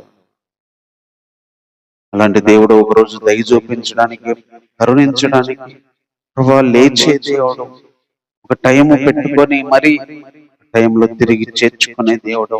ఆ రోజు ఇశ్రాయేల్ ప్రజలను దయ చూపించి చేర్చుకున్నట్టుగా, తిరిగి సమకూర్చినట్టుగా, తిరిగి కట్టినట్టుగా ఈరోజు మా జీవితాలను కట్టగలిగిన వాడు, మా జీవితాలను సమకూర్చగలిగిన దేవుడు, మా జీవితాల్లో నీ దయ చూపించగలిగిన వాడు ప్రభా. అందును బట్టి నేను స్తుతిస్తున్నాను ప్రభా. అలాగే నువ్వు దరిద్రుల, దిక్కులేని వాళ్ళ ప్రార్థన కూడా నిరాకరించకుండా వాళ్ళ వైపు తిరిగే దేవుడు ప్రభా. రోజు నేను ఒక దరిద్రుడిగా, దిక్కులేని వాడిగా ఉన్నా సరే, అలాంటి వాళ్ళకు కూడా నువ్వు మొరకు వినే దేవుడు, అలాంటి వాళ్ళ వైపు చూసే దేవుడు. దరిద్రులను ఎవరు పట్టించుకోరు, దిక్కులేని వాళ్ళని ఎవరు చూడరు. అలాంటి వాళ్ళ వైపు మీరు చూసే దేవుడు. ఎంత గొప్ప తండ్రిగా, దేవుడిగా ఉన్నావు నాయన. అందుకే తల్లి మరిచినా నేను మరవనన్నా. అలాగే ప్రభా నాయన, చెరలో మూలుగుతున్న వారి మూలుగులు వినడానికి, చావు అని విధించబడిన వారిని విడిపించడానికి పరిశుద్ధాలయంలో నుండి వంగి చూసి ఆకాశంలో నుంచి నీ దృష్టి పెట్టే దేవుడు ప్రభా. మమ్మోలుగులు వినే దేవుడు. చావు ఇతని జీవితం ఇంకా చావే అని ముగింపే అనే పరిస్థితుల్లో విడిపించడానికి నువ్వు వంగి చూసే దేవుడు ప్రభా. నువ్వు ఆకాశంలో నుంచి మరి దృష్టి పెట్టే దేవుడు. అలాంటి వారి వైపు నువ్వు చూసే దేవుడు నాయన. అలాంటి దేవుడుగా ఈరోజు మాకు ఉన్నందుకై ఉన్నాను. నా ప్రయాణం వల్ల నా బలము కృంగిపోయినా సరే దేవా, నా సంవత్సరాల మధ్యలో నా జీవితం కృంగిపోయినా సరే, నువ్వెలాగా యుగ యుగాలు జీవిస్తున్నావు. నీ సంవత్సరాలకు మితి లేదు. నువ్వు ఎప్పుడు ఏకరీతిగా ఉన్నావు. అలాగే ఒక రోజునైనా నీ సన్నిధిలో నిలుస్తాము. నీ సన్నిధిలో స్థిరంగా ఎల్ల వేళల యుగ యుగాలు ప్రభా బ్రతుకుతామన్న ఒక శుభ నిరీక్షణ కొరకే ఉన్నాం. ఆ నిత్య జీవాన్ని మాకు వాగ్దానం చేశావు. ఆ నీ సన్నిధిలో పరిశుద్ధులుగా నిర్దోషులుగా ఎప్పుడు నీతో బ్రతికే ఒక అల్టిమేట్ గోల్ మా కొరకు ఏర్పాటు చేసావు ప్రభా. అది ఇవ్వడానికి నీ కుమారుడైన యేసుక్రీస్తు వారిని లోకాన్ని పంపించి రక్షణ మారు మనసు ద్వారా బాప్తిస్మం ద్వారా నేను లోకంలో తీసుకొచ్చి పరిశుద్ధాత్మ ద్వారా నేను మాకు రుజువును నమ్మకాన్ని కలిగించారు తండ్రి. ఇంత గొప్ప దేవుణ్ణి బట్టి హృదయపూర్వకంగా స్తుతిస్తున్నాం. మా జీవితాన్ని తలుచుకుంటే బాధ, అదే నిన్ను గురించి వర్ణిస్తే మాకు ఆనందం, నిరీక్షణ, ధైర్యం. కీర్తనకారుడు సగమంతా తన జీవితం గురించి చెప్పాడు. అది బాధకరం. ఎప్పుడైతే నీ గురించి మొదలు పెట్టాడో చెప్పడం, అది సంతోషం, ధైర్యం, నిరీక్షణ ప్రభువా. ఇలాంటి దేవుడుగా ఉన్నందుకై నేను మనస్ఫూర్తిగా స్తుతిస్తున్నాను. ఇలాంటి దేవుడుగా మాకున్నందుకై నీకేమిచ్చి నీ రుణాన్ని తీర్చుకోగలం దేవుడు. ఏమివ్వలేక విరిగి నలిగిన హృదయంతో ఈ మా దీన స్తుతి ఆరాధన మా రక్షకుడైన యేసుక్రీస్తు వారి నామంలోనే సమర్పిస్తున్నాము తండ్రి. ఆమేన్.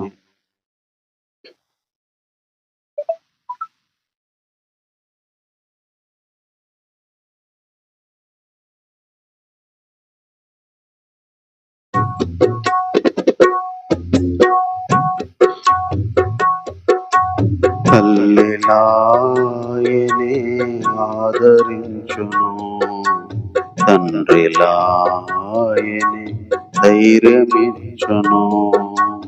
తల్లిలాయనే ఆదరించును, తండ్రిలాయనే ధైర్యమిచ్చును. ప్రతి బాధను పంచుకొనును, ప్రతి బాధను పంచుకొనును. నా కన్నీరు ఆయనే తొడిచివేయును, నన్ను మార్చివేయును. నా కన్నీరు ఆయనే తొడిచివేయును, నన్ను మార్చివేయును. తల్లిలాయనే ఆదరించును, తండ్రిలాయనే ధైర్యమిచ్చును. నా మనస్సులో విచారము అధికమాయే, నా గుండె నాలో మండుచూ ఉండెను. నాయువు అల్పమై ఉన్నది, ఆయుష్కాలము లేనట్లే ఉన్నది. నా మనస్సులో విచారము అధికమాయి, నా గుండె నాలో మండుచూ ఉండెను. నాయువు అల్పమై ఉన్నది, నాయుష్కాలము లేనట్టే ఉన్నది. దేని కొరకు నేను కనిపెట్టుకొందును, దేని కొరకు నేను కనిపెట్టుకొందును. నీ కొరకు తప్ప నేను బ్రతకలేనయ్యా, నేను ఉండలేనయ్యా. నీ కొరకు తప్ప నేను బ్రతకలేనయ్యా, నేను ఉండలేనయ్యా. తల్లిలాయనే ఆదరించును, తండ్రిలాయనే ధైర్యమిచ్చును. నా దోషములు నా అందమును చెరిపెను, నా ఆలోచనలు అవమానపరచెను. నీ దెబ్బలు నన్ను క్షీణింపచేసెను, నీ తెగులు నన్ను పాడు చేసెను. నా దోషములు నా అందమంత చెరిపెను, నా ఆలోచనలు నన్ను అవమానపరచెను. నీ దెబ్బలు నన్ను క్షీణింపచేసెను, నీ తెగులు నన్ను పాడు చేసెను. నా కన్నీళ్లు చూసి మౌనముగా ఉండకుమా, నా కన్నీళ్లు చూసి మౌనముగా ఉండకుమా. నేను తెప్పరిల్లునట్టు నన్ను బ్రతికించుము, నన్ను దీవించుము. నేను తెప్పరిల్లునట్టు నన్ను బ్రతికించుము, నన్ను దీవించుము. తల్లిలాయనే ఆదరించును, తండ్రిలాయనే ధైర్యమిచ్చును. లెక్కలేని అపాయములు నన్ను చుట్టుకొనెను, నా దోషములు తరిమి పట్టుకొనెను. నా పాపములు ఎన్నో ఎన్నెన్నో అవి నా తల వెంట్రుకలను మించి ఉన్నవి. లెక్కలేని అపాయములు నన్ను చుట్టుకొన్నవి, నా దోషములు నన్ను తరిమి పట్టుకొనెను. నా పాపములు ఎన్నో ఎన్నెన్నో అవి నా తల వెంట్రుకలను మించి ఉన్నవి.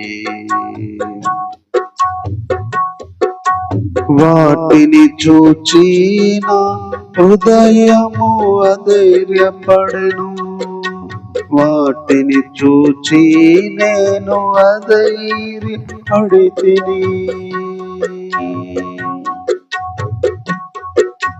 నీవే నా రక్షణ కర్తవు అని నమ్ముకొందును, నా రక్షణ కర్తవు నీవేనని నిన్ను నమ్ముకొందును.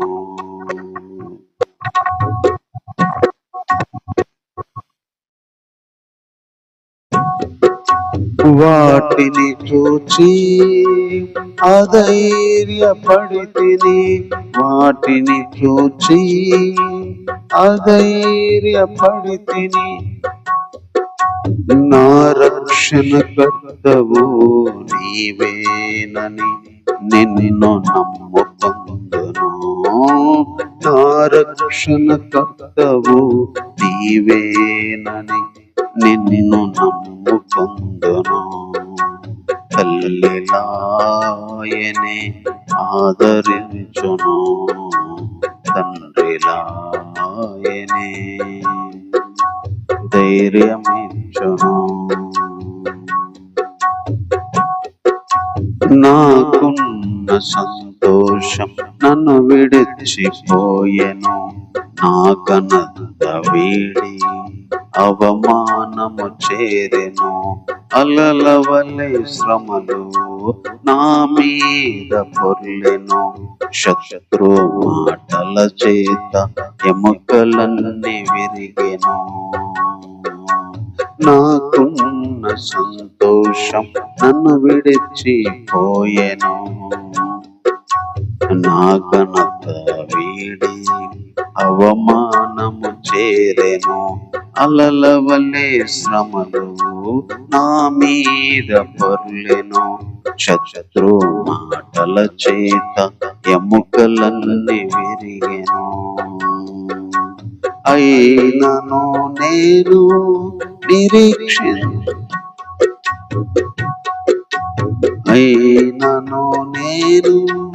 నిరీక్షింతును, నిన్నే నమ్ముకొందును. అయినను నా ప్రాణము నాలో కృంగి ఉన్నది. నా ప్రాణము నాలో కృంగి ఉన్నది. అయినను నేను నిరీక్షింతును, నిన్నే స్తుతింతును. నా ప్రాణము నాలో కృంగి ఉన్నది. అయినను నేను నిరీక్షింతును, నిన్నే స్తుతింతును. తల్లిలాయనే ఆదరించును, తండ్రిలాయనే ధైర్యమిచ్చును. ప్రతి బాధను పంచుకొను, ప్రతి బాధను పంచుకొను. నా కన్నీరు ఆయనే తొడిచివేయును, నన్ను మార్చివేయును. నా కన్నీరు ఆయనే తొడిచివేయును, నన్ను మార్చివేయును. తల్లిలాయనే ఆదరించును, తండ్రిలాయనే ధైర్యమిచ్చును. తల్లిలాయనే ఆదరించును, తండ్రిలాయనే ధైర్యమిచ్చును.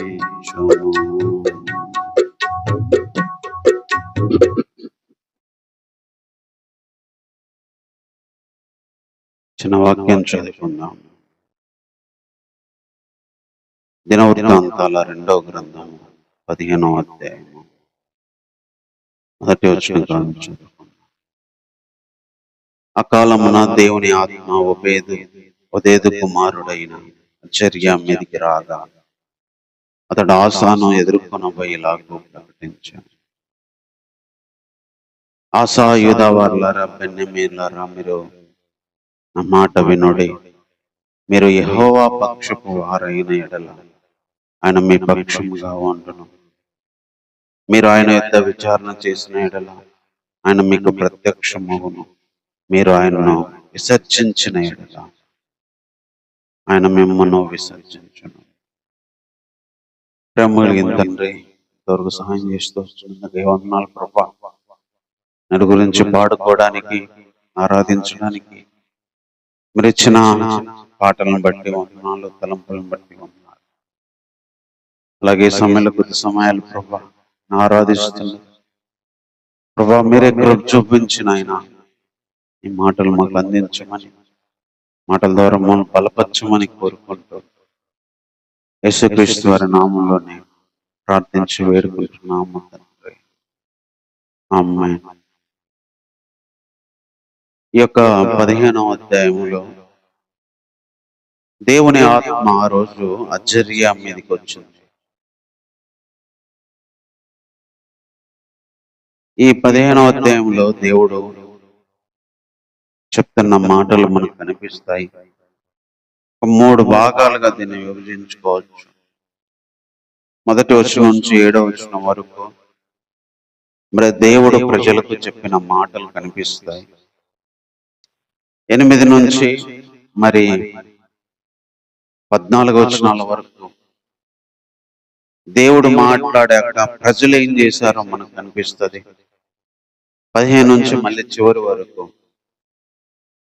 ప్రజలు చేసిన తర్వాత దేవుడు ఏం చేశాడు అని కనిపిస్తుంది. ఇప్పుడు మనం మొదట్లో దేవుడు ఏం మాట్లాడాడు అనే విషయాలు ఇక్కడ మనకు కనిపిస్తాయి. మొదటి పారాగ్రాఫ్ లో దేవుని ఆత్మ ఒదేదు కుమారుడైన అజర్యా మీదకి బలంగా వచ్చిందంట. అప్పుడు అప్పటి కాలపు రాజు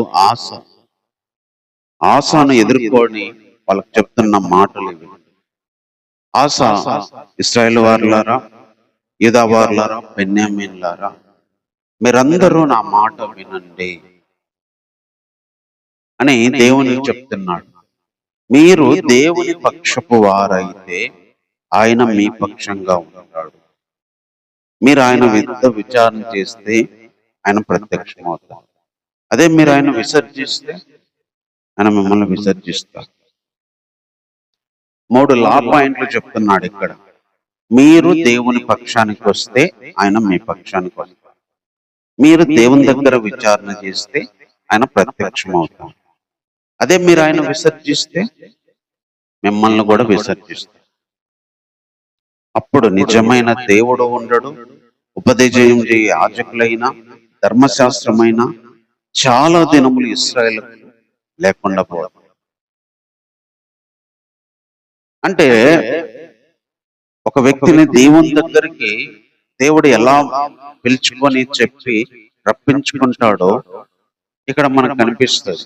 వాళ్ళకి వచ్చి చెప్తున్నాడు, మీరు దేవుని పక్షానికి రండి, ఇప్పుడు దేవుడు మీ పక్షానికి వస్తాడు. మీరు దేవుని దగ్గర విచారించండి, ఆయన మీకు ప్రత్యక్షమవుతాడు. అదే మీరు విచారించకపోతే, విసర్జిస్తే ఆయన మిమ్మల్ని విసర్జిస్తాడు.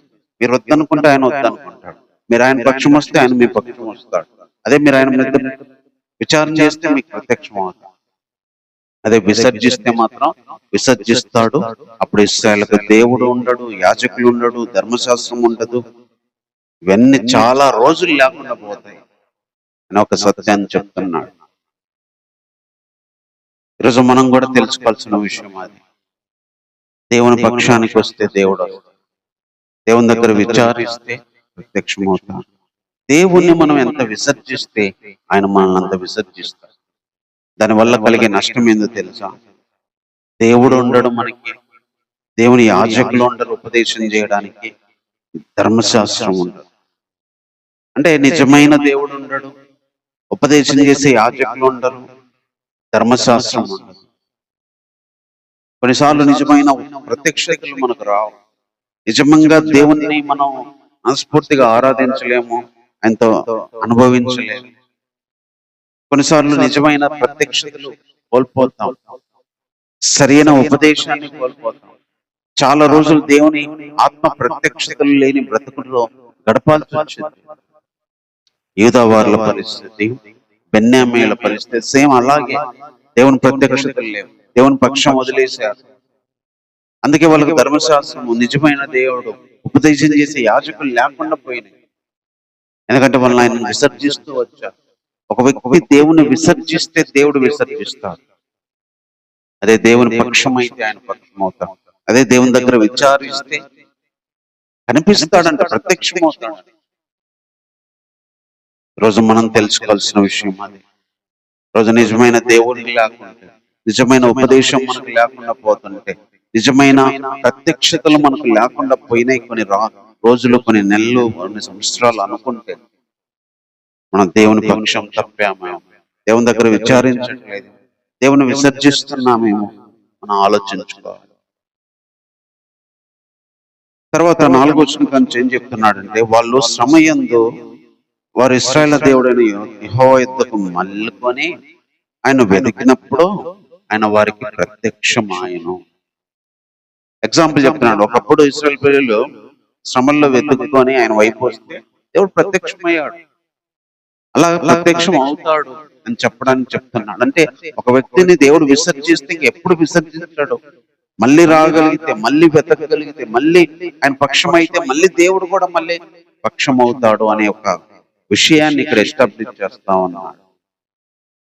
అప్పుడు వాళ్ళ స్థితి ఎలా ఉందంటే, ఆ కాలంలో దేశముల కాపురస్తులందరిలో గొప్ప కల్లోలం కలిగెను. తమ పని పాటలను చక్క పెట్టుకున్నట్టుకై తిరుగు వారికి సమాధానం లేకుండెను. దేవుడు జనములను సకల విధములైన బాధలతో శ్రమపరచెను కనుక జనమును పట్టణమును పాడు చేసేను. వీళ్ళ సిచ్యువేషన్ ఎలా ఉందంటే అప్పుడు దేశపు కాపురస్తులందరిలో గొప్ప కల్లోలం ఉందంట.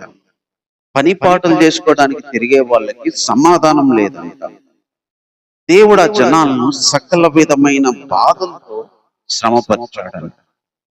3 బాధలు వీళ్ళు అనుభవిస్తున్నారు. వీళ్ళ జీవితం ఎలా ఉందంటే గొప్ప కల్లోలం, కలవరంతో కూడిన జీవితము, సమాధానం లేదు పనుల్లో, అదే విధంగా సకల విధమైన బాధలతో శ్రమ పడతా ఉన్నాడు. అలాంటి వాళ్ళకు చెప్తున్నాడు దేవుని వైపు రమ్మని. దేవుని వెతికితే ప్రత్యక్షం అవుతాడు. ఈరోజు మన జీవితాల కొన్నిసార్లు కల్లోల పరిస్థితి, సమాధానం లేని పరిస్థితి, సకల విధమైన బాధలతో శ్రమ పడుతున్న పరిస్థితుల్లో ఉండొచ్చు. అలాంటి టైంలో మనం చేయాల్సింది దేవుని దగ్గరికి రమ్మని చెప్తున్నాం. మామూలుగా అయితే అలాంటి టైంలో బలహీనం అయిపోతుంది. ఇక్కడ చెప్తున్నాడు అదే, ఇలాంటి దాన్ని బట్టి మీరు బలహీనంగా ధైర్యం వహించండి, మీ కార్యము సఫలము. ఈ వాగ్దానం ఇక్కడ నుంచి తీసుకున్నది. మీరు బలహీనులు అవ్వద్దు. గొప్ప కల్లోలాలు జరుగుతున్నాయి, అసమాధానంతో నిండింది, సకల విధమైన బాధలు ఉన్నాయి. దీన్ని ఆలోచించినప్పుడు, దీన్ని చూసినప్పుడు బలహీన పడిపోతారు. అయినా మీరు బలహీనలో వద్దు, ధైర్యం తెచ్చుకోండి, ఎందుకంటే ఈ కార్యం సఫలమైంది. కల్లోలాలు, గొప్ప కలవరాలు, పని బాటల్లో సమాధానం లేదు, సకల విధమైన బాధలతో శ్రమ పడతా ఉన్నారు. అలాంటి టైంలో బలహీనలు అవుతారు. కానీ మీరు బలహీనలు అవ్వద్దు. కల్లోలాలను చూసి బలహీనలు అవ్వద్దు, సమాధానం లేదని బలహీనలు అవ్వద్దు, సకల మీద బాధలు చూసి బలహీనలు అవ్వద్దు. ధైర్యం తెచ్చుకోండి, ఎందుకంటే మీ కార్యము సఫలమైంది. కాబట్టి ఇక్కడ పారాగ్రాఫ్ లో దేవుడు జనాలకు చెప్తున్న మాట మనకు కనిపిస్తా వచ్చు. అంటే ఒక వ్యక్తి దేవునికి దూరంగా ఉంటే, కల్లోలంతో, అసమాధానంతో, సకల విధమైన బాధలతో ఉంటే, ధర్మశాస్త్రం, దేవుని వాక్కు, దేవుని ప్రత్యక్షతలు కోల్పోయి దేవునికి దూరంగా ఉంటే, వాళ్ళను బలపరచడానికి, వాళ్ళ వైపు తిరగడానికి, వాళ్ళ కార్యాలను స్థిరపరచడానికి దేవుడు తన సేవకుల ద్వారా మాట్లాడేవాడు, వదిలేసేవాడు కాదు. తన వైపు రప్పించుకోవడానికి ఆయన ప్రత్యక్షతలు ఇచ్చేవాడు. అదే ఇక్కడ చెప్తూ వచ్చిన మాట. ఇప్పుడు ప్రజలు ఏం చేశారనేది మనకు కనిపిస్తాం. అప్పుడు ప్రవక్త అయిన ఓబేదు ప్రవచించిన ఈ మాటలు వినినప్పుడు అతడు ధైర్యం తెచ్చుకొని యూదా బెన్యామీనుల దేశమంతటి నుండి, ఎఫ్రాయిములో తాము పట్టుకున్న పట్టణములన్నిటిలో నుండి హేయములైన విగ్రహములన్నీ తీసివేసి యెహోవా మంటపం ఎదుట ఉండు యెహోవా బలిపీఠమును మరలా కట్టించాడు. ఎప్పుడైతే ఒక వ్యక్తి కల్లోలంతో, కలవరాలతో ఆ దేశము, రాజ్యము, ప్రజలందరూ, రాజుతో సహా అల్లకోలంగా ఉంది, దేవుని వాక్కు లేదు, ధర్మశాస్త్రం లేదు, యాజకులు లేదు, ఎటు పోయినా సకల విధమైన బాధలు, సమాధానం లేదు, గొప్ప కల్లోలాలు, ఇలాంటి గలిబిడి గందరగోళంతో బ్రతుకుతున్న వాళ్ళు ఒక మాట చేశాడు ఇక్కడ. ఎప్పుడైతే దేవుడు మాట్లాడాడు, ధైర్యం తెచ్చుకున్నాడు. ధైర్యం తెచ్చుకొని దేశంలో ఉన్న విగ్రహాలన్నీ తీసేసి దేవుని యొక్క బలిపీఠాన్ని కట్టించాడు. అంటే ఒక వ్యక్తి అలా వదిలేడు దేవుడు. కలవరంతో, అసమాధానంతో, తర్వాత సకల విధమైన బాధలతో పడే వాళ్ళను, దేవుని ప్రత్యక్షతలు కోల్పోయి దేవునికి దూరంగా ఉండే వాళ్ళకి ఎప్పుడైతే దేవుడు మాట్లాడాడో వాళ్ళు ధైర్యం తెచ్చుకొని ఫస్ట్ విగ్రహాలు తీసేశారు, దేవుని మందిరంలో బలిపీఠం. ఈరోజు మన పరిస్థితి అలాగే ఉండొచ్చు. కొన్నిసార్లు కలవరానికి, అసమాధానానికి, సమాధానం పోవడానికి, సకల విధమైన బాధలు ఎదుర్కోవడానికి, దేవుని ప్రత్యక్షతలో నడిపి కోల్పోయి కొన్నిసార్లు అల్లాడుతున్నప్పుడు ముందు దానికి కారణమైన విగ్రహాలు తీసివేయాలి, దేవుని బలిపీఠాన్ని సరిచేయాలి, కట్టించాలి. వాటి కారణమైన పరిస్థితులు దూరం చేసుకోవాలి. వాటి కారణమైన పరిస్థితులు మనుషులను దూరం చేయాలి. వాటి కారణమైన ప్రతిదీ దేవునికి దూరం చేసి దేవునితో ఉండగలిగే బలిపీఠాన్ని, దేవునితో సమాధాన పడే బలిపీఠాన్ని, దేవుని దగ్గరికి రాగలిగే బలిపీఠాన్ని మనం కట్టుకోవాలి. అంటే దేవుని దగ్గరికి వచ్చే ప్రయత్నాలు చేయాలి. వీళ్ళు చేసిన పని అదే. ఎప్పుడైతే ఈ మాటలు విన్నారో దేవుని దగ్గరకు రావడానికి దేవునికి దూరం చేసే విగ్రహాలన్నీ తీసేశారు. దేవునికి దగ్గరయ్యే బలిపీఠాన్ని కట్టుకున్నారు. ఈరోజు మనం కూడా దేవునికి దూరం చేసే విగ్రహాలు తీసేసి దేవునికి దగ్గరయ్యే బలిపీఠం కట్టాలి. దేవునికి దూరం చేసే పనులు మానుకొని, ఆలోచనలు మానుకొని, క్రియలు మానుకొని దేవునికి దగ్గరకు చేసే పనులు, దేవునికి దగ్గర చేసే క్రియలు చేయాలి. తర్వాత ఇంకేం చేశారంటే 9వ వచనంలో యూదా వారందరినీ, బెన్యామీనులందరినీ, ఎఫ్రాయిము, మనష్షే, షిమ్యోను గోత్ర స్థానం నుండి వచ్చి వారి మధ్య నివసించు పరదేశులను సమకూర్చెను. అతని దేవుడైన యెహోవా అతనికి సహాయకుడై ఉండుట చూచి ఇశ్రాయేలు వారిలో నుండి విస్తారమైన జనులు అతని పక్షము చేరిరి. తర్వాత ఇక్కడ ఏం జరిగిందంటే అందరూ ఒక చోటికి చేరారు, అందరూ ఒక చోట కూడుకున్నారు. అంటే ప్రజలందరూ ఏకమయ్యారు. యూదా, బెన్యామీను, ఎఫ్రాయిము, మనష్షే, షిమ్యోను వీళ్ళందరిలో ఉన్న జనాలందరూ వచ్చారు. అతనికి దేవుడు తోడైనట్టు చూసి ఇశ్రాయేలు వారిలో అందరిలో కూడా విస్తారమైన జనం వచ్చి పక్షాన చేరారు. అంటే దేవుని దగ్గరికి రావడానికి, దేవుడు చెప్పింది చేయడానికి వాళ్ళు ఏకమయ్యారు.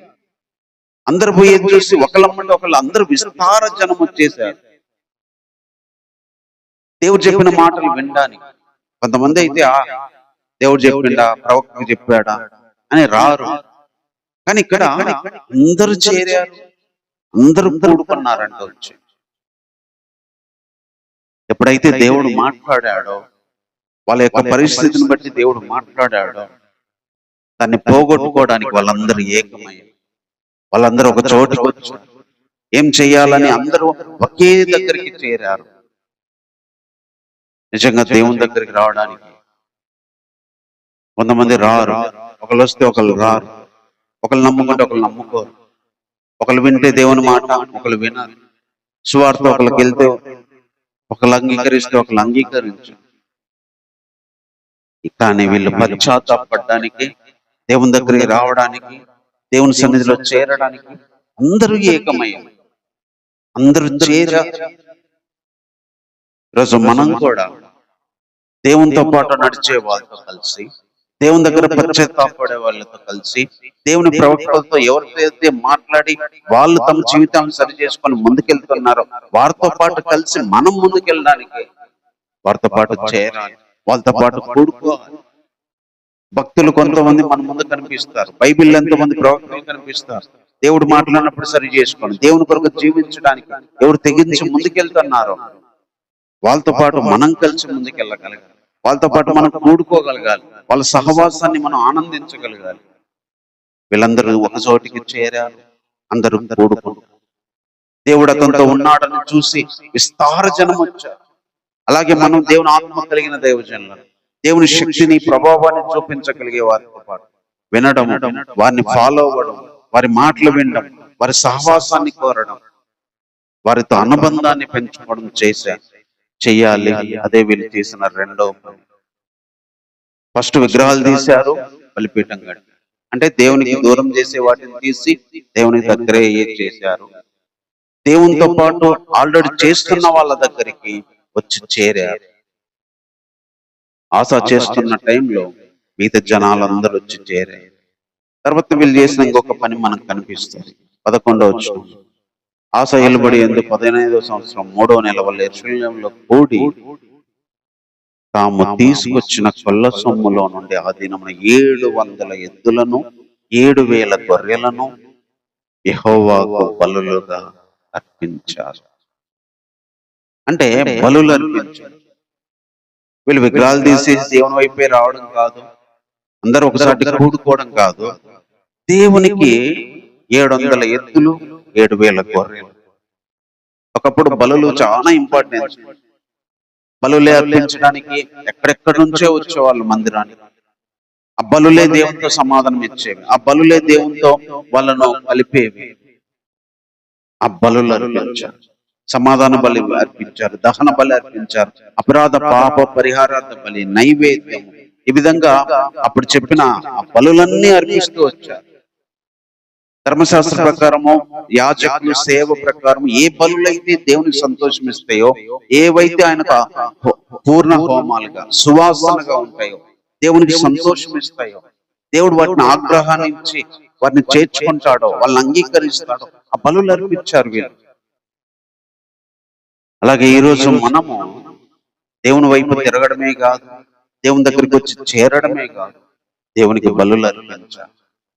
మన ఆత్మతో సత్యంతో బలు అర్పించాలి, మన శరీరంతో ఈరోజు బలు అర్పించాలి. వారిలాగా ఎద్దులు గొర్రెలు కాదు, మన క్రియలతో బలు అర్పించాలి, మన మాటలతో బలు అర్పించాలి. సజీవ యాగంగా మనమే సమర్పించుకోవాలి, మన శరీరాన్ని సమర్పించుకోవాలి, మన హృదయాన్ని సమర్పించాలి, మన పనులు సమర్పించాలి.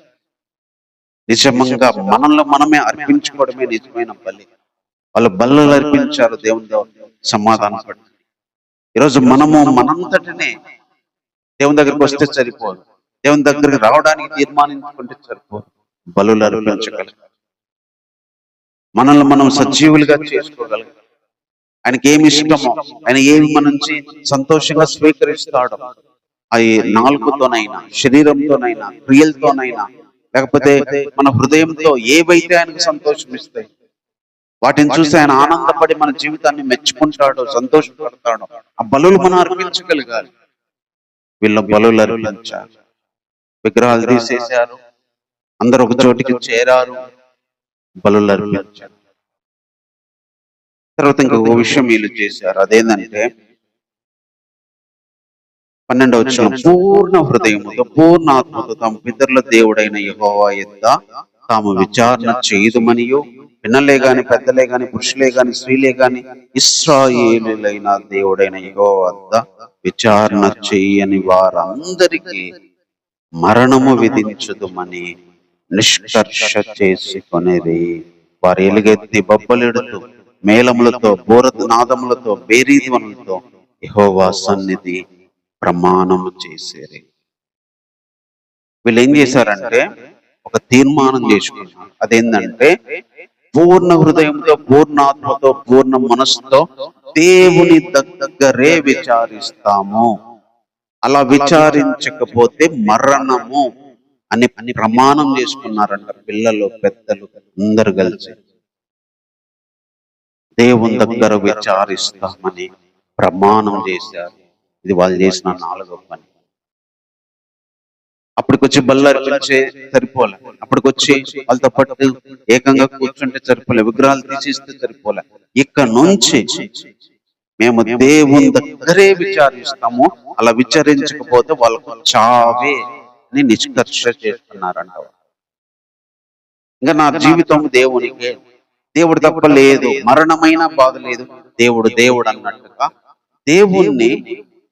దేవునితోనే మా జీవితాలు, దేవుని దగ్గరే మా జీవితాలని వాళ్ళు ఒక ప్రమాణం చేసుకున్నారని. ఎప్పుడైతే దేవుడు తన ప్రవక్త ద్వారా మాట్లాడి మీరు ఇలా ఉంటే ఇలా చేస్తాడని చెప్పగానే వీళ్ళు చేసిన పనులు 4 కనిపిస్తాం. దేవుని దగ్గర ప్రమాణం చేశారు. రోజు మనం కూడా విగ్రహాలు తీసేసుకొని దేవునితో పాటు నడిచే వాళ్ళ దగ్గరికి చేరి బలులు అర్పించడమే కాదు, ఇంకా మిగిలిన జీవితం అంతా కూడా నీతోనే, మిగిలిన పరిస్థితులన్నింటిలో కూడా నీతోనే నా జీవితం, చావైనా నీతోనే ప్రమాణం చేసి, ఒక చావు వచ్చినా కూడా నేను నీతోనే ఒక తీర్మానం చేసుకోవాలని చెప్తున్నా. ఇశ్రాయేలు ప్రజలు, ఆస, యూదా రాజులందరూ కూడా, ఆ యూదా ప్రజలందరూ కూడా రాజుతో పాటు తీర్మానం చేసుకున్నారు, ప్రమాణం చేశారు. వాళ్ళ ప్రమాణం ఏంటంటే పూర్ణ హృదయంతో, పూర్ణ మనసుతో దేవుని దగ్గరే మేము ఇంకా విచారిస్తాం. ఈరోజు మనం కూడా ఏది చేసినా దేవునికి సంబంధించి, ఏదైనా దేవుని ద్వారా, దేవుని వలన, దేవుని చెప్పినట్టే నేను చేస్తాను, దేవుడు చెప్పినట్టే జీవిస్తాను, దేవుడే నాకు, వేరే లైఫ్ లేదు, ఆయనదే ఈ జీవితం, ఆయనకు వేరుగా నేను బ్రతకను అని ఒక తీర్మానానికి వచ్చాను. దేవునికి జీవితం అని అర్పించాను. దేవుడు చెప్పిందే చేయడానికి, దేవుణ్ణి ఎప్పుడు అడగడానికి, దేవునితోనే ఉండడానికి. అలా ఉండకపోతే మాకు చావే అని ఒక గొప్ప తీర్మానంలోకి వచ్చాం. ఈరోజు మనం కూడా అలాంటి పరిస్థితికి రాగలగాలి. అలా ప్రమాణం చేసుకుని మన జీవితాలను దేవునితో సరి చేసుకోగలగాలి, దేవునితో తిరిగి కట్టుకోగలగాలి, దేవునితో తిరిగి సమాధానం పంచుకోగలగాలి. అలాంటి ఒక గొప్ప తీర్మానం, దేవుడు తప్ప ఇంకా నాకు లేదు అనే ఒక గొప్ప తీర్మానం, దేవుని దగ్గర తప్ప నేను బతకలేను, దేవునితో తప్ప నేను ఉండలేను అనే ఒక తీర్మానానికి మనం రాగలగాలి. ఇవన్నీ వీళ్ళు ఎప్పుడైతే చేశారో అప్పుడు దేవుడు ఏం చేశాడో ఈ కింద పారాగ్రాఫ్ లో మనకు కనిపిస్తాయి. ఇలాగ ప్రమాణం చేయబడగా యూదా వారందరూ సంతోషించారు. వారు పూర్ణ హృదయంతో ప్రమాణం చేసి పూర్ణ మనసుతో ఆయన వెతికితే గనక యెహోవా వారికి ప్రత్యక్షమై చుట్టూనున్న దేశస్థుల యుద్ధములు లేకుండా వారికి నెమ్మది కలుగజేశాను. ఎప్పుడైతే ఈ 4 పనులు చేశారో దేవుడు వాళ్ళకు 4 ఆశీర్వాదాలు లేదా 4 యొక్క పరిస్థితులను మార్చాడు. ఒకటి, వాళ్ళకు సంతోషం కలిగి. అదే ఫస్ట్ లో చూస్తే కలవరంతో ఉన్న వాళ్ళకి ఈ 4 పనులు చేయగానే సంతోషం కలిగిందని. కలవరంతో నిండిన వాళ్ళు, బలహీనంగా నిండిన వాళ్ళు, దేవుడు మాట్లాడినప్పుడు వాళ్ళు అల్లకూలంగా ఉంది వాళ్ళ జీవితం. ఎప్పుడైతే దేవుడు మాట్లాడి దేవుని దగ్గరకు వచ్చి పళ్ళు అర్పించి ప్రమాణం చేయగానే వాళ్ళకి సంతోషం కలిగింది. ఈరోజు మనం దేవుడు చెప్పినట్టు చేస్తే, దేవుని దగ్గరికి వస్తే మనకు సంతోషం ఇచ్చేవాడు. గొప్ప కల్లోలములో నుంచి గొప్ప సంతోషానికి నడిపించాడు వాళ్ళు. మొదటి వచనాల్లో గొప్ప కల్లోలం ఉంది, లాస్ట్ వచ్చేసరికి గొప్ప సంతోషం కలిగింది. దేవుడు కల్లోలం నుంచి సంతోషానికి మార్చగలడు. దేవుడు చెప్పింది మనం చేసినప్పుడు, దేవుడికి నచ్చినట్టు జీవించినప్పుడు తిరిగి మళ్ళీ కల్లోలం నుంచి, గొప్ప కలవరాల నుంచి సంతోషానికి తీసుకురాగలిగిన వాడు. తర్వాత వాళ్ళకి ఏం జరిగిందంటే ఆయన వారికి ప్రత్యక్షమై, ఆయన వెతికారు కాబట్టి ఆయన ప్రత్యక్షమై, దేవుని ప్రత్యక్షత వచ్చింది. దేవుని ప్రత్యక్షత రావడం మామూలు విషయం. ఆ రోజు ఎప్పుడైతే వీళ్ళు దేవుని దూరంగా బతుకుతూ, దేవుని సన్నిధి లేదు, దేవుని వాక్యాలు లేవు, దేవుడే లేని బ్రతుకుతున్న వాళ్ళకి దేవుని ప్రత్యక్షత వచ్చిందంట. దేవుడు ప్రత్యక్షమై. కొన్నిసార్లు ఆత్మీయ జీవితంలో దేవుని కోల్పోతాం, దేవుని ప్రత్యక్షతలు కోల్పోతాయి, దేవుని మర్మాలు కోల్పోతాం. కొన్నిసార్లు దేవుడు ఏం మాట్లాడు, దేవుడు ఏం చెప్పడు, దేవుడు ఏమి మనకు బయలుపరచాడు. కొన్నిసార్లు ఆత్మీయ జీవితంలో గుడ్డి వాళ్ళలాగా బతుకుతుంటాం, ఉన్నాగానే లేనట్లే బతుకుతుంటాం. తిరిగి దేవుడు కనపరుచుకుంటాడు, తిరిగి తను చూపించుకుంటాడు, దగ్గర అవుతాడు. దేవుడు తన ప్రత్యక్షతలు ఇస్తాడు, తన మాటలు ఇస్తాడు. తిరిగి దైవ దర్శనం వచ్చింది, మనకి ఆత్మీయ జీవితంలో గొప్ప వెలుగు వచ్చింది. దేవుని ప్రసన్నత అనుభవించగలుగుతాం, దేవుని శక్తిని అనుభవించగలుగుతాం. ఎప్పుడైతే దేవుడు చెప్పినట్టు వీళ్ళు చేశారు, అప్పుడు దేవుని ప్రత్యక్షత వచ్చింది. తిరిగి దేవుని చూడగలిగేదానికి, తిరిగి ఆయన ప్రజెన్స్ అనుభవించడానికి, దేవుని మాటలు వెలగడానికి వీళ్ళకి ప్రత్యక్షత వచ్చింది. సంతోషం వచ్చింది, ప్రత్యక్షత వచ్చింది. తర్వాత వాళ్ళకి నెమ్మది వచ్చింది. నెమ్మది కలగజేశాను. అదే ఇక్కడ సమాధానం లేదు, ఇక్కడైతే నెమ్మది. మొదటి వచనాల్లో వాళ్ళకి సమాధానం లేదు, కానీ నెమ్మది వచ్చింది. సమాధానం ఉండదు కొన్నిసార్లు. అలాంటి వారితో దేవుడు ఎప్పుడైతే మాట్లాడి మనం చేసినప్పుడు దేవుడు వాళ్ళకి నెమ్మది ఇచ్చి, దేవుడు నెమ్మది ఇచ్చి, సమాధానం లేకుండా చేసిన ఆ దేవుడే నెమ్మది ఇచ్చాడు. మళ్ళీ నెమ్మదిలోకి నడిపించాడు జీవితాలను. సంతోషించారు దేశం, నెమ్మదితో నిండింది దేశం. ప్రత్యక్షత చూస్తున్నారు దేవుంది. ఎంత గొప్ప ఉజ్జీవం వచ్చింది ఈ అధ్యాయంలో. కలవరంతో నిండిన వాళ్ళకి, అసమాధానంతో నిండిన వాళ్ళకి, సకల విధమైన బాధలతో నిండి దేవునికి దూరమై ధర్మశాస్త్రం లేకుండా బ్రతికే వాళ్ళకి దేవుని వాక్కు వచ్చి వాళ్ళతో మాట్లాడినప్పుడు, వాళ్ళు మార్చుకున్నప్పుడు ఎంత గొప్ప ఉజ్జీవం వచ్చిందో. వాళ్ళకి కావాల్సిన సంతోషం వచ్చింది, వాళ్ళకి కావాల్సిన దేవుని ప్రత్యక్షతలు వచ్చినాయి, వాళ్ళకి కావాల్సిన నెమ్మది వచ్చింది. సకల విధమైన బాధలతో బాధపడే వీళ్ళకి, సమాధానం లేకుండా తిరిగే వీళ్ళకి నెమ్మది వచ్చింది.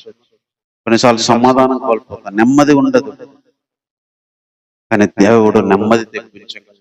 దేవుణ్ణి వెతికినప్పుడు, దేవుని దగ్గర విచారించినప్పుడు, దేవుని వైపు మల్లుకున్నప్పుడు, దేవుని దగ్గర చేరినప్పుడు, దేవునికి దూరమై తీసేసినప్పుడు ఏ అసమాధానం వచ్చి నెమ్మది లేకుండా చేసిందో, సమాధానం లేకుండా చేసిందో దేవుడు తిరిగి నెమ్మది ఇవ్వగలిగిన వాడు. తర్వాత ఇంకా చూడండి ఏం జరిగిందో, యుద్ధములు లేకుండా చేశాడు. లాస్ట్ వచనంలో ఉంటుంది చూడండి, ఆసా ఏలుబడి యందు 35వ సంవత్సరం వరకు యుద్ధములు జరగలేదు. ఆసా ఏలుబడిలో 35వ సంవత్సరం వరకు యుద్ధం జరగలేదు. 10వ వచనంలో ఆసా ఏలుబడి యందు 15వ సంవత్సరం, ఆసా ఏలుబడి యందు 35, 20 సంవత్సరాలు యుద్ధాలు లేవండి. దేవుడు వీళ్ళకి ఇచ్చిన సంతోషం 20 ఏళ్ళు ఉంది. దేవుడికి ఇచ్చిన ఆనందము, నెమ్మది 20 ఏళ్ళు ఉంది. ఒక్క మార్పు, ఒక్కరోజు ఉజ్జీవం, ఒక్కరోజు దేవుని ప్రత్యక్షల ద్వారా వచ్చిన వర్తమానం ద్వారా వీళ్ళు చేసిన పనులకి దేవుని ప్రత్యక్షత 20 ఏళ్ళు ఉంది. దేవుని యొక్క యుద్ధాలు లేకుండా 20 ఏళ్ళు ఉన్నాయి. దేవుని నెమ్మది 20 ఏళ్ళు అనుభవించారు. దేవుని సంతోషాన్ని 20 ఏళ్ళు అనుభవించారు. సంతోషం వచ్చిపోలే, నెమ్మది వచ్చిపోలే. యుద్ధం ఏదో 1 సంవత్సరం మానుకొని మళ్ళీ జరగలే. దాదాపు 15వ సంవత్సరంలో తీర్మానం చేసుకుంటే 35వ సంవత్సరం అంటే 20 సంవత్సరాలు యుద్ధం లేకుండా. వీళ్ళకి జరిగింది యుద్ధాలు లేవు, ఇంకా ఎవరితో గొడవలు లేవు, ఎవరితో సమస్యలు లేవు. ఒక వ్యక్తికి ఇంతకంటే కావాల్సింది ఏముంది? వాళ్ళకి కావాల్సిన సంతోషం ఇచ్చాడు, వాళ్ళకి కావాల్సిన నెమ్మది ఇచ్చాడు, వాళ్ళకి కావాల్సిన దేవుని ప్రత్యక్షతలు ఇచ్చాడు. తర్వాత వాళ్ళకి కావాల్సిన యుద్ధాలు లేకుండా చేసి, ఎందుకంటే అద్భుతం ఒక మనిషి జీవితానికి ఇంకేం కావాలి? ఒక మనిషి కల్లోలంతో నిండినప్పుడు, ఒక వ్యక్తికి సమాధానం లేకుండా బతుకుతున్నప్పుడు, సకల విధమైన బాధలతో బతుకుతున్నప్పుడు, దేవుడైనా దేవుని ప్రత్యక్షతలైనా ఉపదేశం చేసి యాజకులైన ధర్మశాస్త్రమైన లేని స్థితిలో బ్రతికే వాళ్ళందరికీ దేవుడు ఎప్పుడైతే తన సేవకుని ద్వారా మాటలు ఇచ్చాడో, ఆ మాటలు విని వాళ్ళు చేసిన ఆ క్రియలను బట్టి వాళ్ళకు సంతోషం వచ్చింది, నెమ్మది వచ్చింది. తర్వాత యుద్ధాలు లేవు. అన్నిటికంటే ముఖ్యంగా దేవుని ప్రత్యక్షత వాళ్ళతో ఉంది. ఈరోజు ఇలాగే మన జీవితాల్లో చేయగలిగిన వారు, కల్లోలం నుంచి, అసమాధానం నుంచి, సకల విధమైన బాధల నుంచి, దేవుని ప్రత్యక్షతలు లేని స్థితి నుంచి ఎప్పుడైతే ఆయన మాట్లాడి మనం సరి చేసుకోమంటాడు, ఆయన వైపు తిరగడానికి మనం చేసిన ప్రయత్నాల ద్వారా తిరిగి ఇవన్నీ సంపాదించుకోగలము, ఇవన్నీ తెచ్చుకోగలము. కాబట్టి మాటలను బట్టి ప్రార్థన చేసుకుందాం. ఈరోజు వాళ్ళకే కాదు, మనకు కూడా అలా చేయగలిగిన ఆ దేవుడు ఎంత గొప్ప ఉజ్జీవాన్ని, ఎంత గొప్ప సంతోషాన్ని, ఎంత గొప్ప ఆనందాన్ని కలిగిస్తుందో. మొదట్లో అయితే వాళ్ళు బలహీనలు అయిపోయారు, ఎందుకంటే వాళ్ళకు దేవుడు లేడు. గొప్ప కల్లోలాలు, కలవరాలు, పనిబాటలు చేస్తూ తిరిగే వాళ్ళకి సమాధానం లేదు. దేశ జనులందరికీ సకల విధమైన బాధలతో ఉన్నారు. అచర్య ద్వారా దేవుని ఆత్మ బలంగా వచ్చి ప్రవచించిన ఆ ప్రవచనాలు, దేవుని వైపు తిరగండి, దేవుని పక్షం రండి, ఆయన వస్తాడు. అదే విసర్జిస్తే విసర్జిస్తాడు. కానీ వాళ్ళు దేవుని విసర్జించలేదు. ఆ మాటలను బట్టి దేవుని వైపు తిరిగారు. ఆ మాటల వైపు దేవుని దగ్గర విచారించారు. ఆ మాటలను బట్టి విగ్రహాలు తీసి బలిపీఠాలు కట్టారు. ఆ మాటలను బట్టి దేవుని సన్నిధికి చేరారు. వాళ్ళందరూ ఏకమయ్యారు. ఆ మాటలను బట్టి దేవునికి కావాల్సిన బలు అర్పించారు. ఆ మాటలను బట్టి దేవుని వెతుకుతామని ప్రమాణం చేసుకున్నారు. ఇంకా లేదంటే చావు అని అంత గొప్ప నిర్ణయానికి వచ్చారు వాళ్ళు. ఎందుకంటే వాళ్ళ జీవితం బాగాలేదు, వాళ్ళ పరిస్థితి బాగాలేదు, కల్లోలము, సమాధానము, సకల విధమైన బాధలు, దేవుని ప్రత్యక్షతలు, ధర్మశాస్త్రం లేవు. అలాంటి వాళ్ళకి సంతోషం కలిగి ఇవన్నీ చేస్తే నెమ్మది వచ్చింది, దేవుని ప్రత్యక్షతలు వచ్చినాయి. 20 ఏళ్ళు యుద్ధాలు లేకుండా తమ జీవితం సాగింది. ఈరోజు మనకు అలాంటి జీవితంలో ఉంటే, దేవుడు చెప్పినవి చేస్తే మళ్ళీ దేవుడు ఇస్తానన్న జీవితాన్ని మనకు కూడా ఇవ్వగలడు. దేవుడు ఇస్తానన్న జీవితాన్ని మనకు తెప్పించగలడు. ఆయన ప్రేమ కలిగిన తండ్రి, నీకు వందనాలు చెల్లిస్తున్నాను దేవా. రోజు ప్రభు ఆస రాజుగా ఉన్న దినాల్లో యూదా వారు ప్రభు, ఇశ్రాయేల్ ప్రజలు, బెన్యామీనులు, వాళ్ళ జీవితం ఎంత గొప్ప కల్లోలాల ప్రభు. దేవుని ప్రత్యక్షతలు లేవు, పని బాటల్లో సమాధానం లేదు, దేశ జనుల్లో శ్రమలు ప్రభు. కానీ నాయన వాళ్ళు నీ వైపు తిరగగా, ప్రభా నీ సన్నిధికి చేరగా, అయినా ప్రభా నీ దగ్గర బలులు అర్పించి నీ దగ్గరే విచారిస్తామన్నప్పుడు వాళ్ళకు కలిగిన సంతోషం ఇచ్చావు, వాళ్ళకి కావలసిన నెమ్మది ఇచ్చావు, వాళ్ళకి కావలసిన ప్రత్యక్షతలు ఇచ్చావు, వాళ్ళకి కావలసిన యుద్ధాలు లేకుండా చేసావు ప్రభు. ఈరోజు మా జీవితాలు అలా చేయగలిగిన దేవుడు ప్రభు. కలవరం నుంచి ఆయన ప్రత్యక్షతలు కోల్పోయిన జీవితంలో మేము ఉన్నాం ప్రభు. కలవరంతో కూడిన జీవితంతో, సమాధానం లేని జీవితం, సకల విధమైన బాధలతో నా ప్రభు నా జీవితంతో ఉన్నాం ప్రభు. దేవా, నీకు దూరమైన ప్రతి విగ్రహాన్ని తీసివేయడానికి, ప్రతి పని, ప్రతి మాట, ప్రతి ఆలోచన, నీకు దూరం చేసే ప్రతి దాన్ని ప్రభు నేను దూరం చేసుకొని నీ దగ్గర అయ్యే బలిపీఠాలు, నీకు దగ్గరికి చేరగలిగే విషయాన్ని ప్రభు చేయనట్లు సహాయం చేయదేవా. నీ దగ్గరికి చేరడానికి సహాయం చేయదేవా. ఆల్రెడీ చేరి ప్రభా నీ వైపు తిరుగుతున్న వాళ్ళతో కలిసి మేము ముందుకు వెళ్ళడానికి సహాయం చేయదేవా. నీకు కావలసిన బలులు ప్రభా ఆ శరీరం ద్వారా మేము నీకు అర్పించడానికి, మా కాళ్ళు చేతుల అవయవాల ద్వారా నీకు అర్పించడానికి, మాకున్న దాని ద్వారా నీకు అర్పించడానికి ప్రభా మీరు మాకు సహాయం చేయదేవా. ఇంకా మిగిలిన జీవితం అంతా నీ దగ్గరే ప్రభా విచారిస్తామని, నీ దగ్గరే ఉంటామని చెప్పి ప్రభా అలా ముందుకెళ్ళడానికి తీర్మానం చేసుకొని ప్రమాణం చేసేవారిలాగా చేయి ప్రభు. అలా చేయటం ద్వారా మాకు కావాల్సిన సంతోషం, అలా చేయటం ద్వారా మాకు కావాల్సిన నెమ్మది, అలా చేయటం ద్వారా మాకు కావాల్సిన నీ ప్రత్యక్షతలు సమృద్ధిగా మేము పొందుకోవడానికి సహాయం చేయండి. అలాగే యుద్ధాలు లేకుండా, కలవరాలు లేకుండా ప్రభా, శ్రమలు లేకుండా నీ కొరకు బ్రతకడానికి ప్రభా సహాయం చేయి. ఈ రీతిగా ఈ వాక్యాన్ని నాలో అందరిలో ఫలింపచేయి దేవా. ఎంతమందికి అవసరమో దేవా మాటలు దయచేసి పంపించండి. అందుకు నాయన సహకరించడానికి కూడా సహాయం చేయి ప్రభా. ఇంతవరకు తోడుగున్నందుకే వందనాలు ప్రభా. ఆరాధనలో ప్రభా నేను కొద్దిగా ఇబ్బంది కలిగినా మీరే చూపించి తిరిగినైనా మరి జరిపించుకోవడానికి నాయన చేసిన సహాయాన్ని బట్టి వందనాలు ప్రభా. అలాంటి దేవునికి ఏమి ఇచ్చి నీ రుణాన్ని తీర్చుకోలేము ప్రభా. ఆరాధన ఎలాంటి పరిస్థితిలో చేయొచ్చు, ఎలా చేయొచ్చు ప్రభా అద్భుతంగానైనా కీర్తనలో నా ప్రభా భక్తుడి జీవితాన్ని మా ముందు ఉంచినందుకే వందనాలు ప్రభా. నీ వాక్యము తప్ప మాకు బలం ఇచ్చేది, నీ వాక్యము తప్ప ఆదరించేది ఏముంది ప్రభా. సర్వశక్తి అందులో దాగింది. మనిషి చచ్చినా కూడా జీవం కలిగించేది నీ మాటలు ప్రభా. హృదయపూర్వకంగా ఈరోజు మీరు ఇచ్చిన మాటల కొరకు వందనాలు ప్రభా. మీరు ఇచ్చిన తలంపుల కోసమే నీకు వందనాలు చెల్లిస్తున్నాం ప్రభా. ఈ వారం అంతా సహాయపడండి ప్రభా. వచ్చిన వారిని నాతో మీ సన్నిధి ఉంచండి. ఆయా విషయాల్లో ప్రభా మీ కృప ఉంచండి. ఆయా పనుల్లో మీ సహాయం దయచేయండి. ఆత్మీయ జీవిత విషయంలో మీ సహాయం దయచేయండి ప్రభా. ఆరోగ్య విషయంలో మీ సహాయం దయచేయండి. ఆర్థికపరమైన విషయాల్లో మీ సహాయం దయచేయండి ప్రభా. సంతోషానికి కారణమైన ప్రతి విషయాన్ని మీరు మాకు దయచేయండి. సాతాను శక్తులు శోధనల నుంచి కాపాడండి ప్రభా.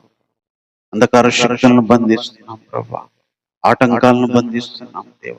అవరోధాలను బంధిస్తున్నాం. పరలోక ప్రసన్నత, పరలోక సంబంధమైన కృపా దేవ మా మీద సమృద్ధిగా అన్ని విషయాల్లో మీరు కుమ్మరించండి దేవ. ఆత్మీయపరంగా, శరీరపరంగా, ఆరోగ్యపరంగా, ఆర్థిక పరంగా అన్ని విషయాల్లో ప్రభా పరలోక సంబంధమైన ప్రతి ఆశీర్వాదాన్ని దయచేయండి దేవ. ఈరోజు మాతో పాటు సకల పరిశుద్ధులు, సేవకులు, విశ్వాసులు ఎంతో మంది ప్రభా నీకు ఇష్టలైన వారు ఆరాధిస్తుండగా వారితో పాటు మేము కలిసి చిన్నగా ఆరాధించడానికి మాకు ఇచ్చిన కృప కొరకే వందనాలు ప్రభా. వారందరినీ ఇంకా బలపరచండి దేవా. ఎంతో మంది దూరమైన స్థితిలో ఉన్నారు దేవ. ఈ ప్రత్యక్షతలు కనీసం వినలేని స్థితిలో ఉన్నారు. కొంతమంది విని గ్రహించలేని స్థితిలో ఉన్నారు, గ్రహించిన చేయలేని స్థితిలో ఉన్నారు. కొంతమంది చేసిన మరి నోరంతలు ఫలింపలేని స్థితిలో ఉన్నారు ప్రభా. ఆయా స్టేజ్ లో ఉన్న ప్రతి ఒక్కరిని కూడా జ్ఞాపకం చేసుకోండి దేవ. అదేవిధంగా లోకపరంగా కావాల్సిన ప్రభా ఎంతో మంది ఇబ్బందుల్లో ఉన్నారు, సహాయం చేయండి. అనారోగ్యంగా ఉన్నారు, సహాయం చేయండి. ఆర్థిక సంబంధమైన ఇబ్బందుల్లో ఉన్నారు, సహాయం చేయండి. పనులు లేకుండా ఉన్నారు, సహాయం చేయండి ప్రభా. ప్రభా ఆయా పరిస్థితుల గుండా, శ్రమల గుండా వెళ్తున్నారు, అవమానాల గుండా వెళ్తున్నారు ప్రభా, సహాయం చేయండి. అప్పుల్లో ఉన్నారు, సహాయం చేయండి ప్రభా. ఇంకా ఎంతో మంది ఎన్నో విషయాల్లో ఉన్నారు ప్రభా. శరీరపరంగా, లోకపరంగా ప్రతి ఆశీర్వాదం దయచేయి దేవా. నీ కృప ఉంచండి. పిల్లల్ని ఉన్న బిడ్డలు చదివే వారిని జ్ఞాపకం చేసుకోండి దేవా. వృద్ధులను జ్ఞాపకం చేసుకోండి, పేదలను, విధవరాలను జ్ఞాపకం చేసుకోండి, దిక్కులేని మరి దరిద్రులను కూడా జ్ఞాపకం చేసుకోండి ప్రభా. సకల జంతువులను, భూమి ఆకాశాలను, సముద్రాన్ని, అందులో ఉన్న ప్రతిదీ కూడా ప్రభా నీ చిత్తానుసారంగా జరగడానికి నీ సర్వ శక్తిని ప్రభా ఉంచమని కోరుతున్నా. నీ చేతిని ఉంచమని, ప్రతిదీ పరలోకంలో జరిగినట్టుగా భూమి మీద జరగడానికి మీరు ఆజ్ఞాపించండి దేవా. ఇంతవరకు మాతో ఉండి ఆరాధనలో సహాయం చేసి మీరే దేవునికరంగా జరిగించినందుకు ఈ వందనాలు చెల్లిస్తూ ప్రార్థన మా రక్షకుడైన యేసుక్రీస్తు వారి నామంలో ప్రార్థించి వేడుకుంటున్నాము తండ్రి. ఆమేన్. మన తండ్రి అయిన దేవుని ప్రేమ, కుమారుడు మన రక్షకుడైన యేసుక్రీస్తు వారి కృప, పరిశుద్ధాత్మిక సహవాసము, సన్నిధి ఇలా మనం చేయడానికి, చేసి దేవుని ఆశీర్వాదాలు మనం పొందడానికి మనకును ఈ లోకంలో ఉన్న ప్రతి ఒక్కరికి దేవుడే సహాయం చేసి నడిపించును గాక. ఆమేన్. అందరికీ వందనాలు.